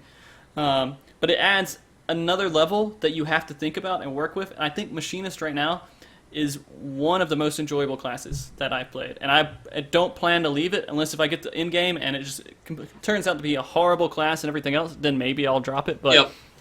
The right long now, I'm story on is board. like I'm not making any calls on anything until I've seen it for at least a week solid at 60, right? And I'm not Max listening to other gear, people almost. complaining about it until I see, it's max gear, it's being played at 60, where it has all of its skills, and the whole picture is complete. Like, if I made that kind of judgment, I wouldn't have touched Warrior at all, because the TP management for Warrior in low levels is such crap. right. Like, it's a pain. They really pound you with it. It's awful until you pick up Butcher's Block. Yeah. This is just terrible. And I see something from Akuma right here saying it doesn't make sense for me to say it's okay for Machinist not to work with the team, but just so they could do an extra 100 potency every 30 seconds. Again, that does make a difference, but it's the whole aspect of everything. I'm not saying Machine is like I personally do everything I can to work with the group and not piss off the other people in the group because I want them to. I want my commendation. I don't know. For some reason I care about commendations, and I'll tell you right now I'm getting all the commendations in the world as a Machinist, which is weird. But maybe that's because I'm not using knockback incorrectly or blank incorrectly. But here's the thing: you're gonna see it. There's no way to avoid it. If you're a good player, you just have to know how to deal with it. As a Machinist, as a bad player coming in, that's how they're bad. There's other classes who do a lot of other horrible things, like they run in and attack the mobs first and turn blood for blood Right. on when they And attack the mob first. Right, and you don't. Basically, what he's saying isn't that everybody else should just chill out because Machinists get to be bad and that's okay. What he's saying is that there are other bad players right now, and the reason that and Machinists is getting a disproportionate representation in people's rage meters Yeah. because it's the new thing. Yeah, it's a new thing to be upset about. Yeah. And so, I don't know. I think that instead of being angry about it, the best way for everyone else to be a little bit more content is to learn how to work with it. And in the end, maybe you won't be as upset with people using it because you get used to it. But if you're a bad player and you're a bad tank, you're never going to be happy with it. If you're a bad healer, you probably won't care because whatever, you're healing, and maybe you don't have positionals when you do DPS. If you're a ninja or something else and you're trying to do positionals, you're going to be pissed off about it. But if you learn to work with it, you're not going to be as angry of a person. And I think that's more important for us to enjoy the game than it is for us to go on the forum and yell for hours on hours and hours about how machinists need to get that move removed from them. I think it's more tanks and melee DPS upset, because Yeah. ranged and healers, doesn't really affect us. Oh yeah, Yeah, exactly. And even then, like if you're not planning, I'm looking at you. I'm gonna see you. Joe. Yeah. You know, I don't know mean, why you're the dude I decided to pick on tonight. I'm the guy that everyone picks on. Everyone. You know why? Oh, okay. Cool. It's because I take all the shit because I'm the actual real tank in the room. So Oh, dear. Okay, yeah. You're the only. Well, no, I say Squeegee. You guys should have a tank off. You and Squeegee what would right a tank now. off be? Take your tank off. No, he didn't Oh. say take off. He said tank Oh, off. okay. I don't know. And Whoa. it's one of those things that makes me really happy to be a machinist right now, is because it's kind of unique. And right now, what the fuck do machinists have to be too unique over? They have a neat rotation, and how they do that is all different. But when they go in, people are just going to say, oh, you're Bard 2.0 with less DPS. Is kind of what people are saying right now. But if I have that pushback, then I have that much more of things that I can do. And then I have all the little things I can do. I can do silence, I can do slow, I can do bind, I can do a million different things. I can reduce people's damage. And I think that's cool, but people aren't going to see that way, and I think the pushback is something that makes me stand out a little bit more, and just is my little gift to myself when I play at a class. I'm pushing something back and watching its dead body fly across the floor. Don't take that away from me. Well, I mean, there's a kind of half question, half interesting point from Cardinal. What if they made the pushback dependent on your position, like you had to be in front of the mob for the pushback to become effective? Would that resolve That would be this problem we're weird, having? because then people are going to be running in the cleaves. True, but I mean, in dungeons, you wouldn't be pushing things away from the rest of your people that you're fighting. You'd only basically working as a pushback when you're soloing things. Yeah. Other than that, it's just a DPS skill to weave in. Yeah. And I will say that I haven't been parsing at all right now, and I couldn't be happier with what damage I'm doing and what I'm putting out right now, because it looks good. Things are dying to me.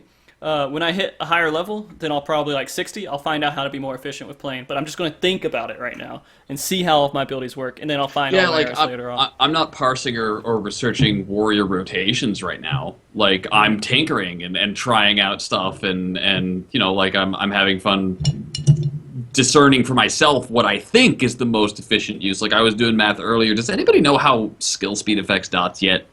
I think it just makes them stronger, hit harder, right? Mine goes really fast. Oh, At does least it? spell speed for me. So it's a high speed stat is going to reduce the time between ticks, but maintain the same dot duration, so it does more potency over Well, time. I total? don't think so, because I think that was how we originally thought it was going to work, but I think that they're still based off of the server time.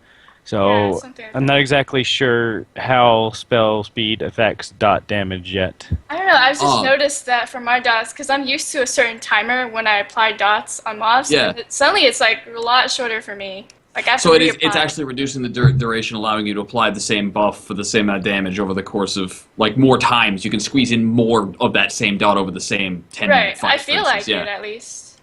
Because I know that like the base number of potency that say Fracture's putting out is a total of 600 according to the tooltip, right? Yeah. And my new power is 500. The catch is that Fracture doesn't give me a stack to build to that 500 strike, and so I'm judging whether or not that Fracture is worth the global cooldown I'm spending on it, because each global cooldown could get me closer to that 500 instead. Right, and I don't know, I don't have all the information to be able to make those choices, but that's the kind of stuff that I'm enjoying doing on my own before I hit 60, and then I start researching what are the top players doing, right? Yeah. Yeah, we got Kira and Nori in chat saying that it doesn't increase how fast the tick happens, it increases the damage done. That's what I Oh, read. okay. That's what I'm thinking. It's kind of like determination. It's weird. And again, you know, guys, just enjoy the game. Don't get too upset yeah. over things. And I mean, people are of course going to say, "How can I do the most DPS I can currently?" Because that's what you're thinking when you're doing your rotation. That's what good players do. They say, "How can I most efficiently use all these moves?" And so you're going to have people who care about what kind of DPS they do. But I would also say, don't look at your actual parsing numbers until things are settled down. That's It just doesn't make my sense thought. to. Like, Yeah. why would you parse pre-60. Like, why would that be something that you were concerned with? Pre-60, the only thing that you really should worry about is, did I get through the content? Mm-hmm. Right? Like, am I prevented from getting there when I should be getting there? Yeah. So. Vampkiss has got the best play, in my opinion, right there. That's how you Oh should play. yeah, totally. That's how that works. Yeah. Bunny on head. Yeah, Nice. bunny on the head. It's the only way to play. Exactly. I'm jelly. I want a bunny on my head, and I have an axe. Yeah. Hey, you can put bunny ears on your head now. That's I true. can. I did for a while. I ran around with my Alice outfit with bunny ears. Nice. All right. So what questions do we got here while we're getting close to closing up Adagio? We're closing Yeah. up Adagio. Yeah, closing up Adagio. Just closing them up. Yeah. Just. Damn it. It'll be better for everybody. Oh. Alright, fuck this show. I'm done. We have to have Adagio do that at least once every single show. We love you, Adagio. I'm gonna break my headphones. We completely appreciate what you do, Adagio. We do. Mm-hmm. That's Sounds my like life. it. Let's appreciate it Sounds some more. Let's like get some it. viewer questions. We got one from Loksura. What do you guys think of about the hide and seek quest? I've not even heard about this, so if have any y'all found? I've done this quest. No spoilers. All right. It is just another. Can you find the things that we haven't specified on the map quest? I hate these quests. I suck at these quests. This specific quest, I had it done in 60 seconds. Like, they were just not hard to find. They just weren't. They weren't even like there was a little bit of, can you hump the wall correctly as you jump up and down to like catch it, and then once you got up to the thing you were supposed to find, because you saw it, you just to reach it, right? So you're like cliff scaling, and then you realized, oh, if I just ran around, there's a ramp right there, right? But like all these people raging, where are they? Oh, this hard sequence. These people are on crack, because the quest that I did like 3 steps before this was way worse. Those, like, the stupid the mushrooms. Mm-hmm.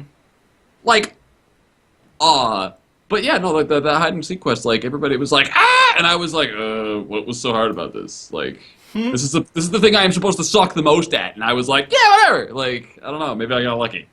Yeah. I mean, I had flying by then, I think. So it was really easy with that. It's actually, you can't have flying by that, because it's one of the ones that gives you an Aether. Maybe it's another one. That's the only reason I did that. I don't know, I didn't have a God, tough mean- time with it, I guess. I already got the flying for it. I don't know Yeah, what the fuck I'm it wasn't talking hard. about. Like, it just wasn't hard. Like, I gotcha. What else we got, Adagio? Alright, Jen's got a point, like, this morning, right? I sat down, I had my coffee, and then, like, a half an hour later, I went to pick up my coffee, and it wasn't there. And I have, to this day, I still don't know what happened to that mug. The mug that's right there, not the mug I had this morning. I do not know what happened to my coffee. I found those dudes just fine. Like, it was easy. Like, I can't find my coffee. I found those guys, so. Nice. That's awesome. Let's see, we got from Stephos the Theobaldus. What do you guys think of the astrologian ability that heals more based on a person's HP? It's good. What Stack is more vitality. So, Is it a heal target for percentage of their HP? yeah, I think so, right? I don't know. I don't know any astrologian skills, so sorry. About it. Optical in chat might be able to give you Kerr's something on that. Kerr's the healer. Talk to her. She's the white mage right now, not the Oh my healer. goodness. She's the white mage. Well, that's classist. Healers, they all look the same to me. Oh, that's nice. Yeah, I guess optical it'd be might good for able to- tanks, I guess, if you really... I I'm don't not know, sure like- how the skill works. If Are it's you ready? This instant. is. I had an astrologian heal me, right? As I was tanking. Here's my experience. Ready? I got heals. Yeah. Oh, DNA Lego says heals more the lower your target has. Oh, See, that's kind of neat. That's kind of neat, and inviting people to be like it's incentivizing douchebaggery is what it's doing. So is the that same why the I same get way as that down to? knockback. Is that Right, why? it's incentivizing the douchebaggery? Is that why I'm taking on Dark Knight in these low-level dungeons? I get literally to like 100 HP before I get a heal. Yeah, like I know healers who said they did that to keep themselves engaged in low-level dungeons to start with. Like, how low can I let the tank dip? And those people are assholes to start with. And now there's a mechanic to reward those players. I am glad that they are all in a level bracket that I am not Yeah. They're coming, though. They're coming. I'm Brace out. yourself. No, I quit. Nope. I'm out. Peace. All right, Dashi, what else we got, man? Does anyone know if Eye for Eye is only affected by physical or just any damage? I think it's physical. I think he's right. I think it is physical. I think it's physical. Because the only time I can the only pulls that I can see like multiple mobs doing magical damage to you, where Eye for an Eye would be of any use, are like the multi-sprite pulls, like from Stone Vigil, and I don't notice Eye for an Eye making a difference there, but I could be wrong. Like It's, just eyeballing it. Erects Oh. a magic barrier around a single target member for 30 seconds. 20% chance that when barrier is struck, the striker will deal 10% less damage for 20 seconds. Huh. So it's a just question of whether or not. Yeah, it's a question of whether or not Square Enix thinks strike is a. Right. I think it affects all damage. It would make sense if it did. Yeah, it does. Because, I mean, it just said 20% damage, so I don't know. When they hit you, I think that's... Yeah, I guess that would be the classification. Are they doing physical damage to you for the strike to count as that? But Right, but whatever. Like if the tooltip says it does, it does. It just doesn't come up often because you only pop it during either boss fights or in big lots of mob pulls. And in those big lots of mob pulls, the auto attacks are what you're worried about anyways. So yeah. All right. It's your best friend in there, man. fucking mob So, scared the shit out of me. Adagio, what else we got, man? What's the fastest way to level alts past 50? From Dark Aeon. Yeah, we already asked you that one, didn't we? I think so. Yeah, main story quest and doing dungeons. Yep. Okay. Yep. We got that one. What else we got?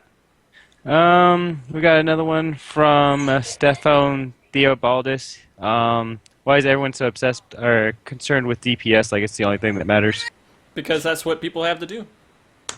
Well, I can go into this if you want. Let's Yeah. give us Like, go. All right. So, well, first off, that's what Frosty said, where like that's what you're doing. Like the only classes that aren't doing DPS are healers, because even the tanks are generating their threat by doing more DPS. But let's say that you're gonna grind out XP in a dungeon, right? And that dungeon has, let's say there's 2 billion hit points in this dungeon total. You add up all the HP from all the mobs, there's 2 billion hit points total. And you're gonna get you're gonna get a third of a level each run, right?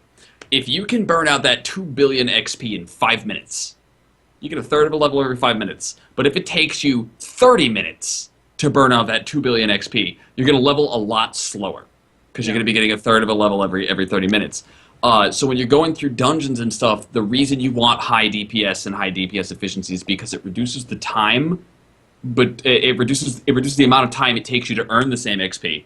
And later on, people are very concerned with DPS because like raids have DPS checks where if you don't have enough DPS, you're dead. But the other reason, beyond just time efficiency, is that tanks have a pass-fail. Did you hold threat or did you not? If you held threat, that's all anybody cares about. It's the only output you've got is do I have threat on the monster versus don't I? And healers, are people alive or are they not? Like, did they get the heals or didn't they? It's a pass-fail black-white output, and then you have DPS where everybody does damage, and there's no pass-fail there because the mobs will die just a lot more slowly. Like, the only way the DPS can fail on their output is if they take so fucking long to kill the mobs that the healer runs out of mana trying to keep the tank alive, and that's just not going to happen, especially not like the healer and the tank can probably solo or duo most stuff if they're the only ones up. But with DPS, it's all like there. Instead of a pass-fail, did I do it, did I not? There's just a scale of how well did I do, and that that combined with time efficiency means everybody wants to be up in the upper end of their scale of how well they're doing, and so everybody's very concerned with how much DPS they're pulling off. Yeah. That's my overly windbaggy explanation for why people are so concerned with DPS. That's a good one. I think that pretty much answers it. Yeah. Dagio? Let's see. Got one from Pod 155. What? Last question. How long is the grace period before they implement new content? I guess it would make sense. You say 2 months? 2 weeks. 2 weeks. Well, I mean, like, okay, so we have 2 weeks for the content that's coming up. We know that's going on, and then another 2 weeks and more content's coming on. But after that, are we thinking 3 months? Before What's the 3.1? what's the second 2 week period? Savage. Yeah, Alexander. Oh, so okay, so we've got 2 weeks to And get PvP. to 60. And, okay, so we got 2 weeks to get to 60 and be ready. Then we've got 2 weeks to go through that content before Savage. Yep. So it's a Yeah. month before Savage, and so And I never got the chance. 49 days played, right? Yeah. I never got the chance to do Savage raiding because I never had a raid group that could do anything, let alone Savage anything, right? Right. And so Savage is basically the same mechanics and patterns and stuff as the old stuff, just with more slap you in the face if you fuck up, right? we don't know for sure. I mean, they might have different mechanics in there, kind of like they did Well, Savage. in In this like one, they Savage- add more mechanics. Well, they say, all right, instead of doing, one person get a meteor in T9, 2 people get meteors in T9. at times, Okay, stuff yeah, like okay. that. So there is new stuff to deal with. Okay, Yeah, that's it's just cool. more advanced versions of the stuff that they're already doing. Not like Yeah, super awesome. crazy, but And so I Okay. think we have about 4 months from today before like 3.1. If I had to just guess a date, and then I say we have a whole month of content coming out. Like we have PvP and Savage coming out at the same one in a month away from now. And then we have Alex coming here in 2 weeks. what was the period of time between 2.4 and 2.5? Usually I think it was 3 months, right? So 2.5 came in the end of January, and 2.4 came in end of October. So you got November, December, and then January, basically 3 months. So 3 months. Yeah, so yeah, that like I don't see why they would break that pattern. Yeah. Yeah. Like obviously around launch there's a little wonkiness because they want to ease in And the before content, launch, right? yeah, it's and kinda before weird. launch. So, but like 2.5 and then 2.55 was a unique scenario, and like releasing Alexander and Savage Alexander is obviously like they're trying to prevent the world firsters from just like early access already got world firsts, right? Yeah, Like, I mean, people have cleared X primals in 2 days, so from the game being launched. So it's good that they put some sort of like, okay, well, we'll give them something else to do in 2 weeks, and then something else to do in 2 weeks, and then they can come back in 3 months. It's gonna be great. yeah. Okay, what else we got, Adasha? We got one from Kiro Nari. What do you think about bards at the moment? If you know anything about their situation, I don't know exactly what he's talking about, so maybe someone Here's that knows. what a I lot of know. people- Go ahead. I do know this. They have the most motherfucking awesome limit break now. Oh, yeah. Have you seen that shit Yeah, get put down Rain from yet? the Like, Clouds. I haven't seen it actually used. boom! And it's like, oh my god, I want to do that. Like, yeah. It's sick looking. That's all I know, though. Yeah, That's awesome. I think they're right now. The same thing. People are saying they have low DPS. There's not a real situation right now. Not And everybody people are- gets to have deliverance, all right, guys. Just like take a ticket, get your number, wait in line. Like, I think it's mostly a complaint that bards are now casters, pretty much, and that's Right. not what they wanted to do. They wanted to do physical DPS, not cast. I think they should remove Wanderer's Minuet just to make bards happy and to give, I guess, machinists that much more of a differentiation. honestly, like I can see why there's a lot of negative reactions to Wanderer's Minuet. Like that kind of an ability, I look at that and I see like that would be really cool to play with. But I can see how like somebody's like, oh, I do Bard because there's no cast times and I can do instant casts. Like that's the reason I was considering it as my first DPS class for a while, right? Was because I really like the instant cast. I don't have to plant a cast bar. So I can see people like not liking that change, but again, I don't think it's a bad change so much as it is like people just don't like change Yeah. in general. Right. Like they're going to complain, and I can see that like oh, I did Bard because I didn't want to plant and cast like a black mage, right? But I feel like a lot of the stuff that I've encountered in chat on this topic, like Bard is just another black mage.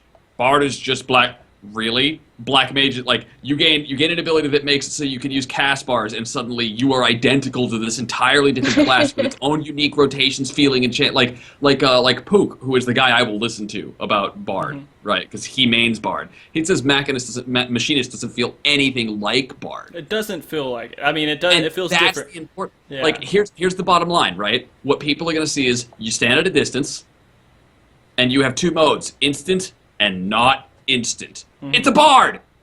Yeah.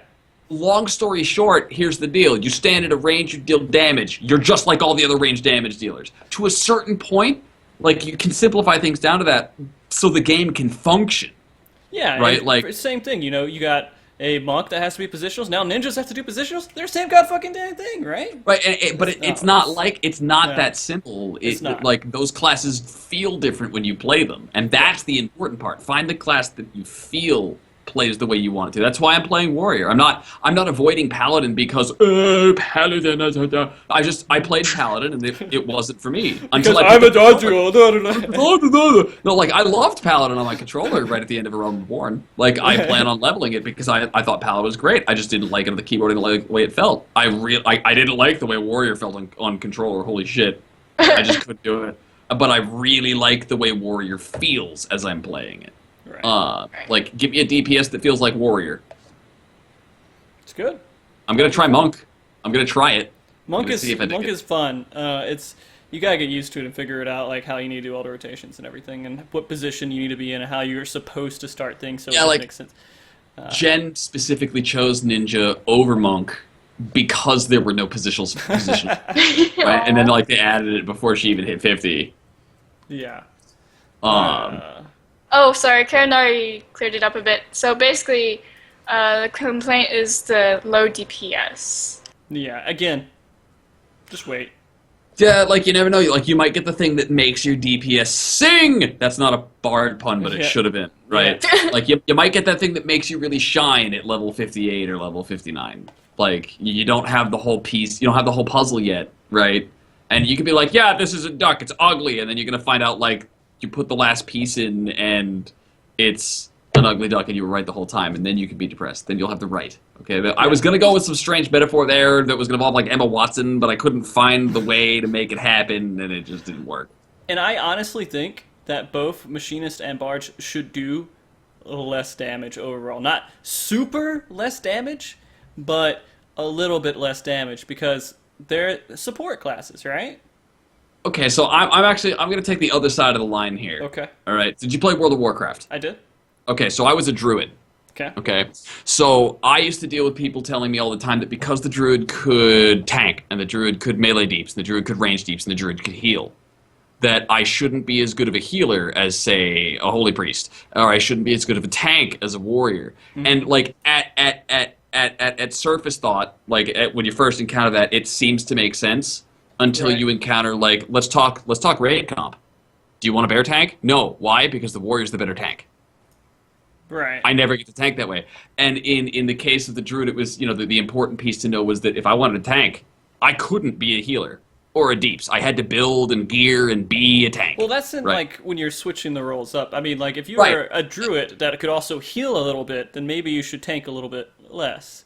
Maybe, right? I would still disagree because you're only doing one of these things at a time. I think that if your class design is, by the way, you can do DPS like a real DPS and heal like a full-time healer at the same time, then you've just made both of those other roles obsolete, right? Right. But I get touchy or hesitant whenever that kind of topic, like, you know, bards or machinists should do less DPS because they bring support. If you're gonna do that, then like Scholar is about as much as a hybrid class as I've seen so far. And even, like, one of the reasons I didn't like Scholar was because I felt too hybrid and I didn't feel like I was doing my job, right? Okay. Because my job was in such a weird place. So, like, the support should be, like, every class should have some support, first off, in my opinion. Like, I don't think anybody should be a lone dog, right? And those classes have more, like, what is the support that they bring that you feel is more is enough to warrant a loss in DPS? I mean, honestly, you're right. They kind of all have their own different support parts to it. And when you go into in-game raids, unless if you have things that you're slowing and you need to do a giant variety of CC on all of the things, then it wouldn't make sense. I guess if you... Yeah, like with Bard, TP Song, Mana Song, essential. Lower CPS, like, yeah. You have to have those things. And if the class has the things that you have to have, sure, like, have them do less damage. Mm-hmm. They're still contributing in a meaningful fashion, but if you bump in, and now, especially now that we've got this scenario where there's 3 extra jobs, and to my knowledge, it's still an 8-man raid. Yeah. Right?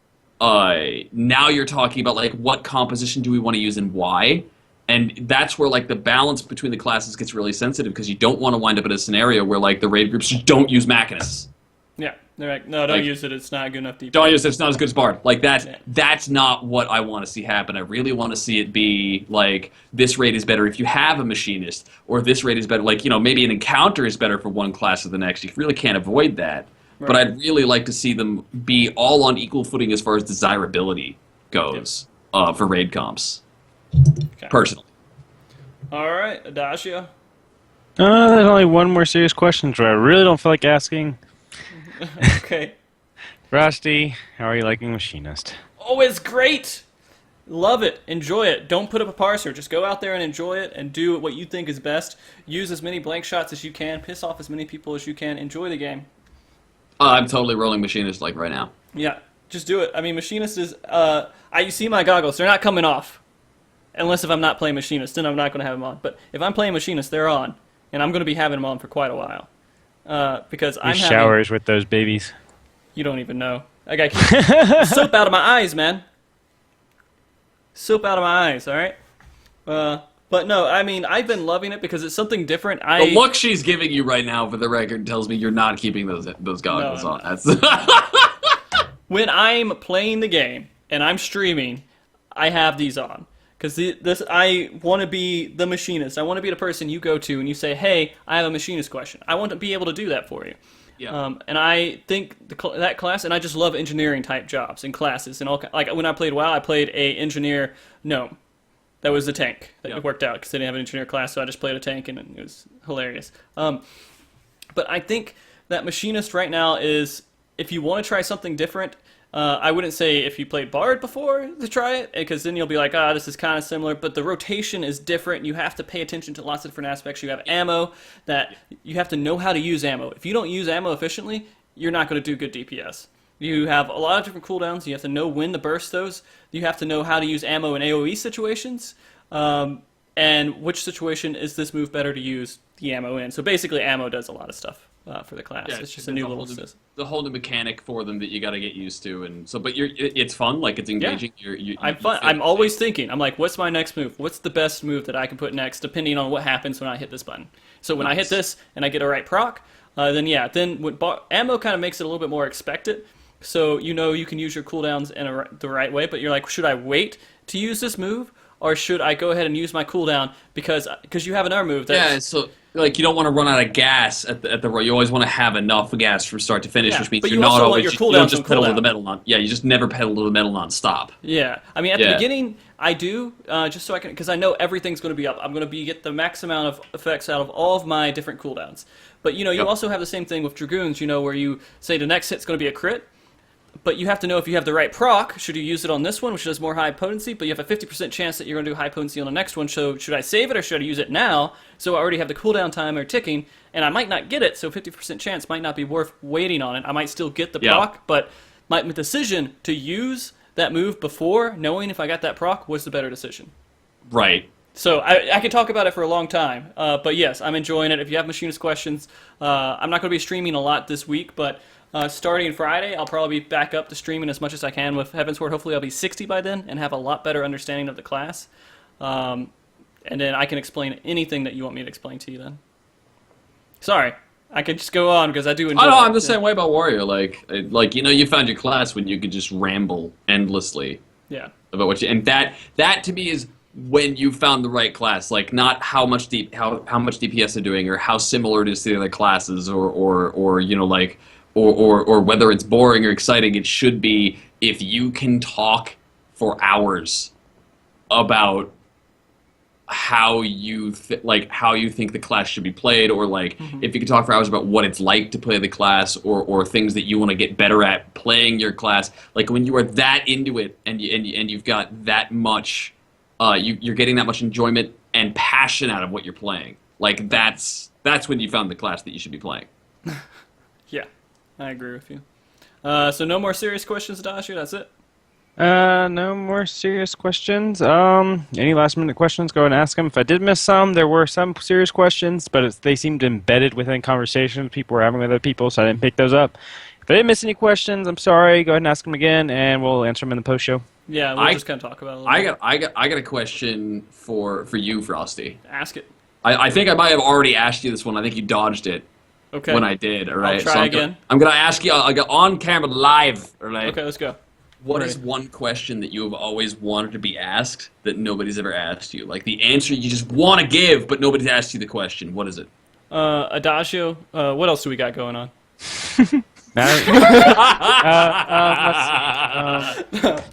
Somebody asked what the one question you haven't been asked. Go first for Adagio. Okay. I know you don't get many of these, so enjoy it.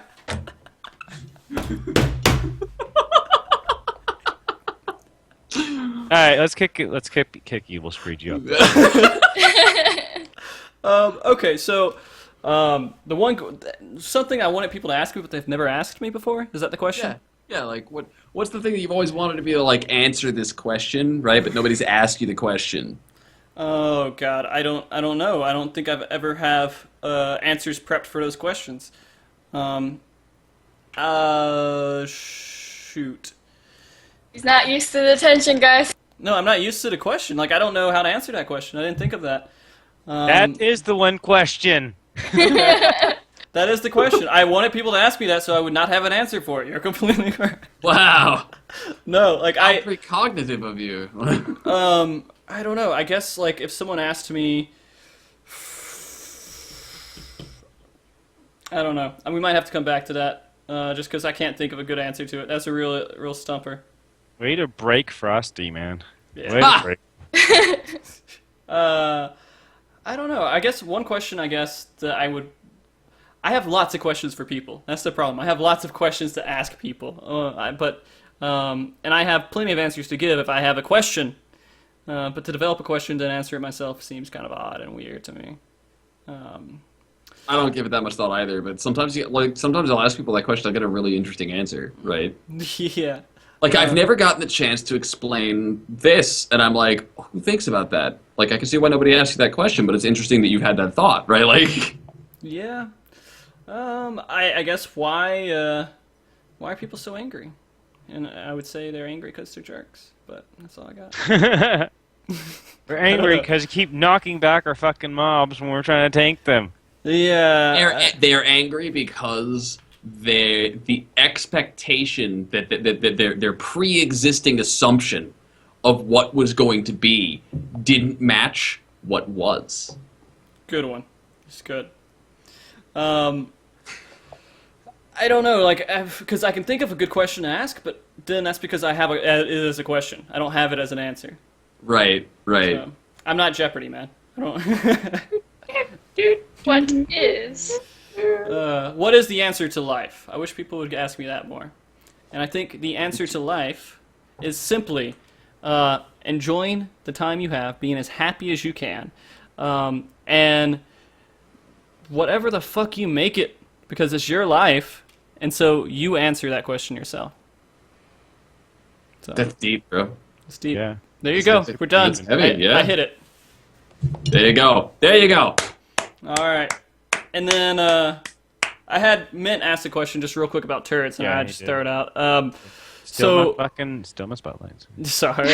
They can't be controlled. No. You place them. They're like stagnant. So you put them in that spot, and then they just attack whatever you're attacking. They auto-attack, and that's all they do. They auto-attack whatever you're attacking. The only thing you do is you do a promotion. You give it a promotion, and it does a TP song or an MP song, depending on which bot it is. And that's the exact same range as a bard's song from the position of where the bot's at. So it's pretty large. You're probably going to get hit by it. In answer to your question, by the way, BF Splat, real quick, BF Splat asked the question in there. It's because my face is very symmetrical.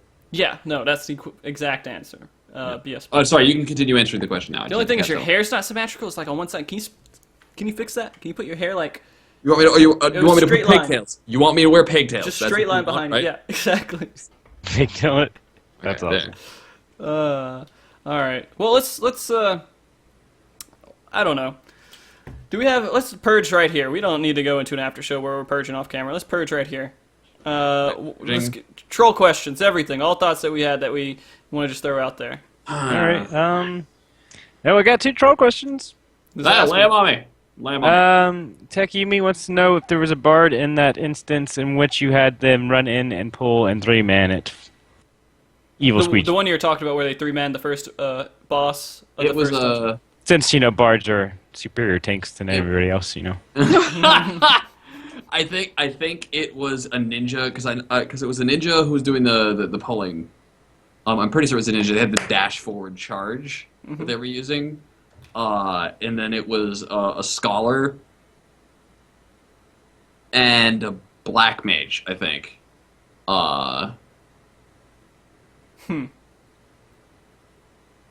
No bard. No bard. No word. And No bard. Sorry there, Amy. No. yeah, Mint, you've been noticed. Okay, let's go on to the next question. I got Denalo wants to know from me who's my favorite character voiceover. I don't even know. I use the same voice for 90% of the characters, anyways. No, I mean, I kind of like the voice that I have for Alpha. No, I think it's a nice voice. I think you like it too. I think you put more effort into it for sure. Well, I So it mean, does he sound has like so many freaking lines. I have to have a good Alpha, or it's fucked. I gotcha. It's fucked. All right, and now what else do we got going on? Is that the last question? That's the last question whatsoever that we have at all. Period. Okay. It's done. So, do you guys have any last thoughts that you want to say before we get close to the end of this show? Stop skipping storyline, people. It is fucking amazing. Why would you do that to yourself? Fucking read the story. If not, come to my channel. I'll read it to you in interesting, crazy voices. I gotta say, like, the majority of like the stuff that I wish more people had the chance to, like, more like as far as the community, like the behavior, the way people are approaching stuff. I wish people would not be so retarded. like, just the long. Like, I realize this is a lot of people's first MMO, right? And so they have no idea what to expect from an expansion, right? But then these people who have no idea what to expect from an expansion will try and jump in on these conversations about, like, for instance, one of the things I think they did really well was avoid power creep. Like, okay, so we finished a realm one with I-130 gear, right? Yeah. You're not replacing I-130 gear until like level 55. Yeah. 54-ish. Like, okay, and even then you're only replacing it by 3 item levels.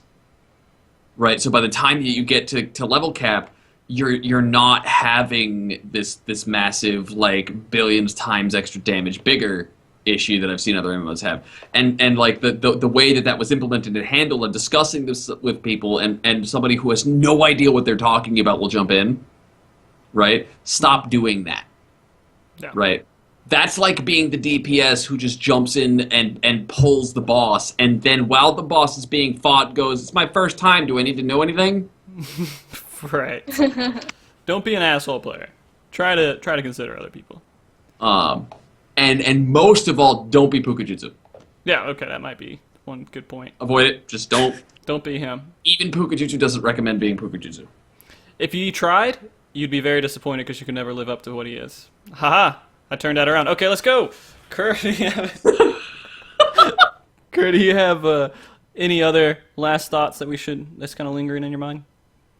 No, I agree with everybody else. Just, it's a new game, so chill out. Don't be so angry. I mean, I get shouts every day. They're like, just like, fuck this Moogle, fuck this, blah, blah, blah. And it's like, oh my gosh. Don't take it so seriously. Calm down. Yeah, you'll be You don't okay. have to be playing this for 12 hours a day. You can take a break. Yeah. You could So yeah, always get work. just take it slow. I mean, like, if you think about it, it's impressive how much I don't know. It's so detailed, like, with all the maps they gave us, and, like, they gave us new mobs. They reskinned some stuff, but there's new stuff in there, and I'm amazed that they got this much done. Oh, it's great. Like, this is totally what Heavensward. This is what I wish the whole game was like this. Yeah. Like, oh my god, it is incredible. I love it. Yeah. All right. Well, let me get into our final moments here before the end. Thank you, everybody, for coming on the show. You guys have been a blast talking about this with, and I live for this. This is a selfish thing I do for myself, is so I can talk with everybody and have these wonderful discussions about different things in the game. And I appreciate everyone indulging me and letting me do this. I want to make sure everybody knows where everybody can be found, and of course why they should be found. And Adagio, I want to start with you.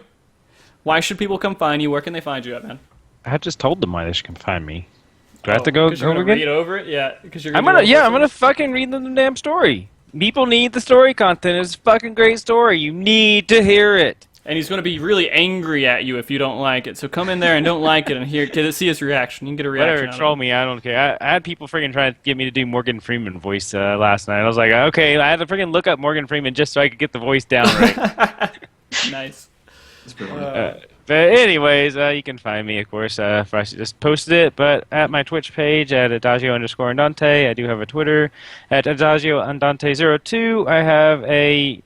I'm not getting Get Naked at night. And I have Weirdo a YouTube. Emma, come on. I do have a YouTube and a Facebook, but the links are too big, so just go to my Twitch page, and I have all my links under my socials. So there you go. Take it. All right. Kerr, why should people come find you, and where can they find you at if they're so inclined?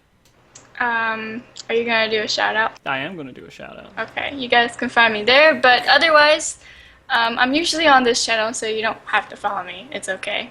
But a thing for my channel is that you are joining my party. Mm-hmm. So that's why you should join. So you Wanna come to join the the party? biggest party in the world, and you guys can go do dungeons together. Yeah. Kerr is awesome. She's our 24-hour show, and she is usually on the stream with me too. When I stream, she's usually here, and we're doing stuff together. I think we'll probably be doing a lot of level 60 stuff when it gets there.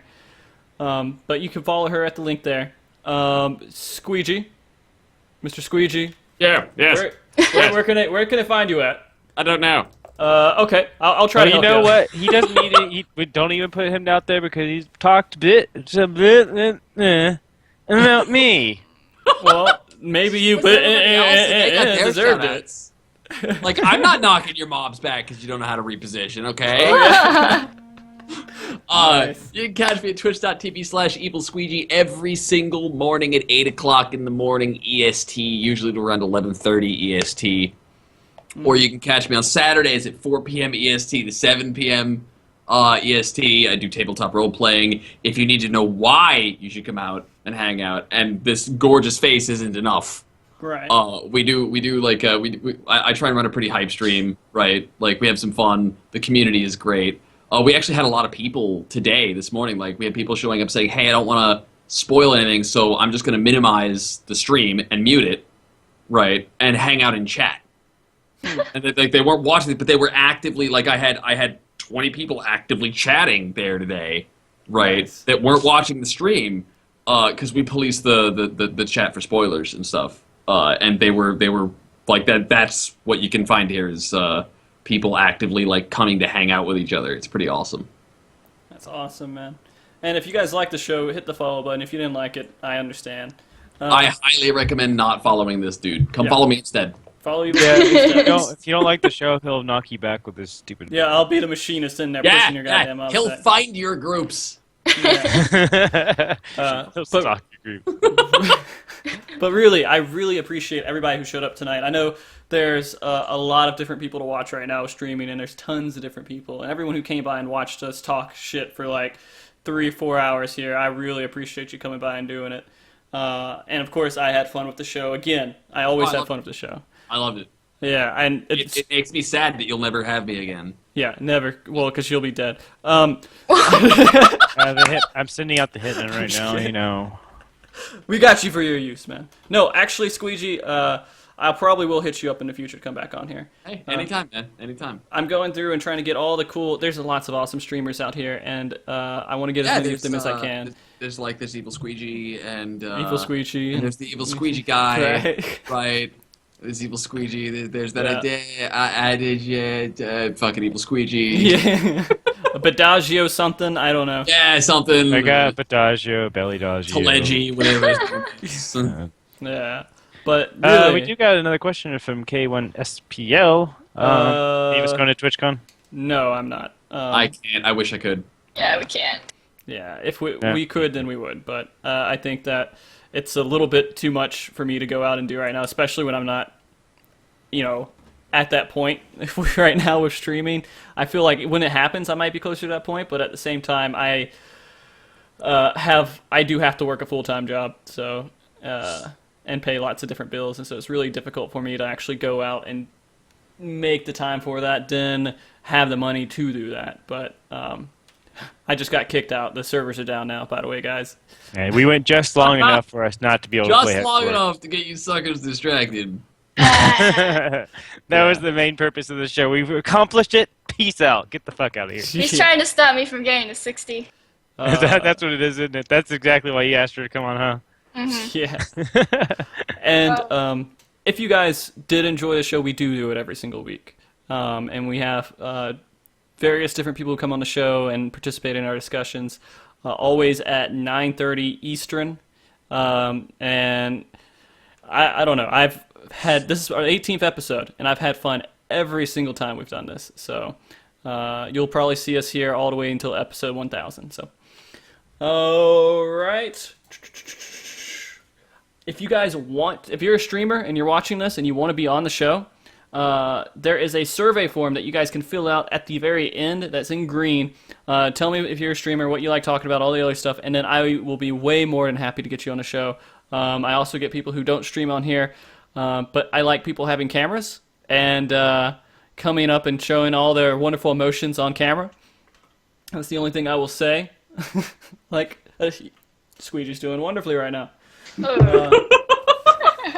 And I would say I would host somebody right now, but the servers are down. There's nobody to really host in the Final Fantasy XIV community. But on the good hand, I now have my own bot working for me, as you can see in the chat. Oh, he's doing pretty good. I'm glad. Yeah. Beep boop bop. Oh, fuck. Damn it. Reprogram. Yeah. And just make sure you guys come in next week. And who the hell do we have on the show next week? I think I've already forgotten. Hold on. Let me find No, Sorry, I'll try and be a little less dazzlingly. Oh, we will have a surprise guest. Because I don't know who it is yet. Oh. We'll Who is have it? Ark, Who is it? Gilly, and myself, and I don't know, maybe Adagio will be on the show. Well, maybe. Maybe. Do you not like me anymore? No, you're great. What do you mean anymore? We gotta give some room for some other cool people that are out there. Wait, Maybe wait, we'll get what? Kooky on here. Hold on. Kooky want to be on the show.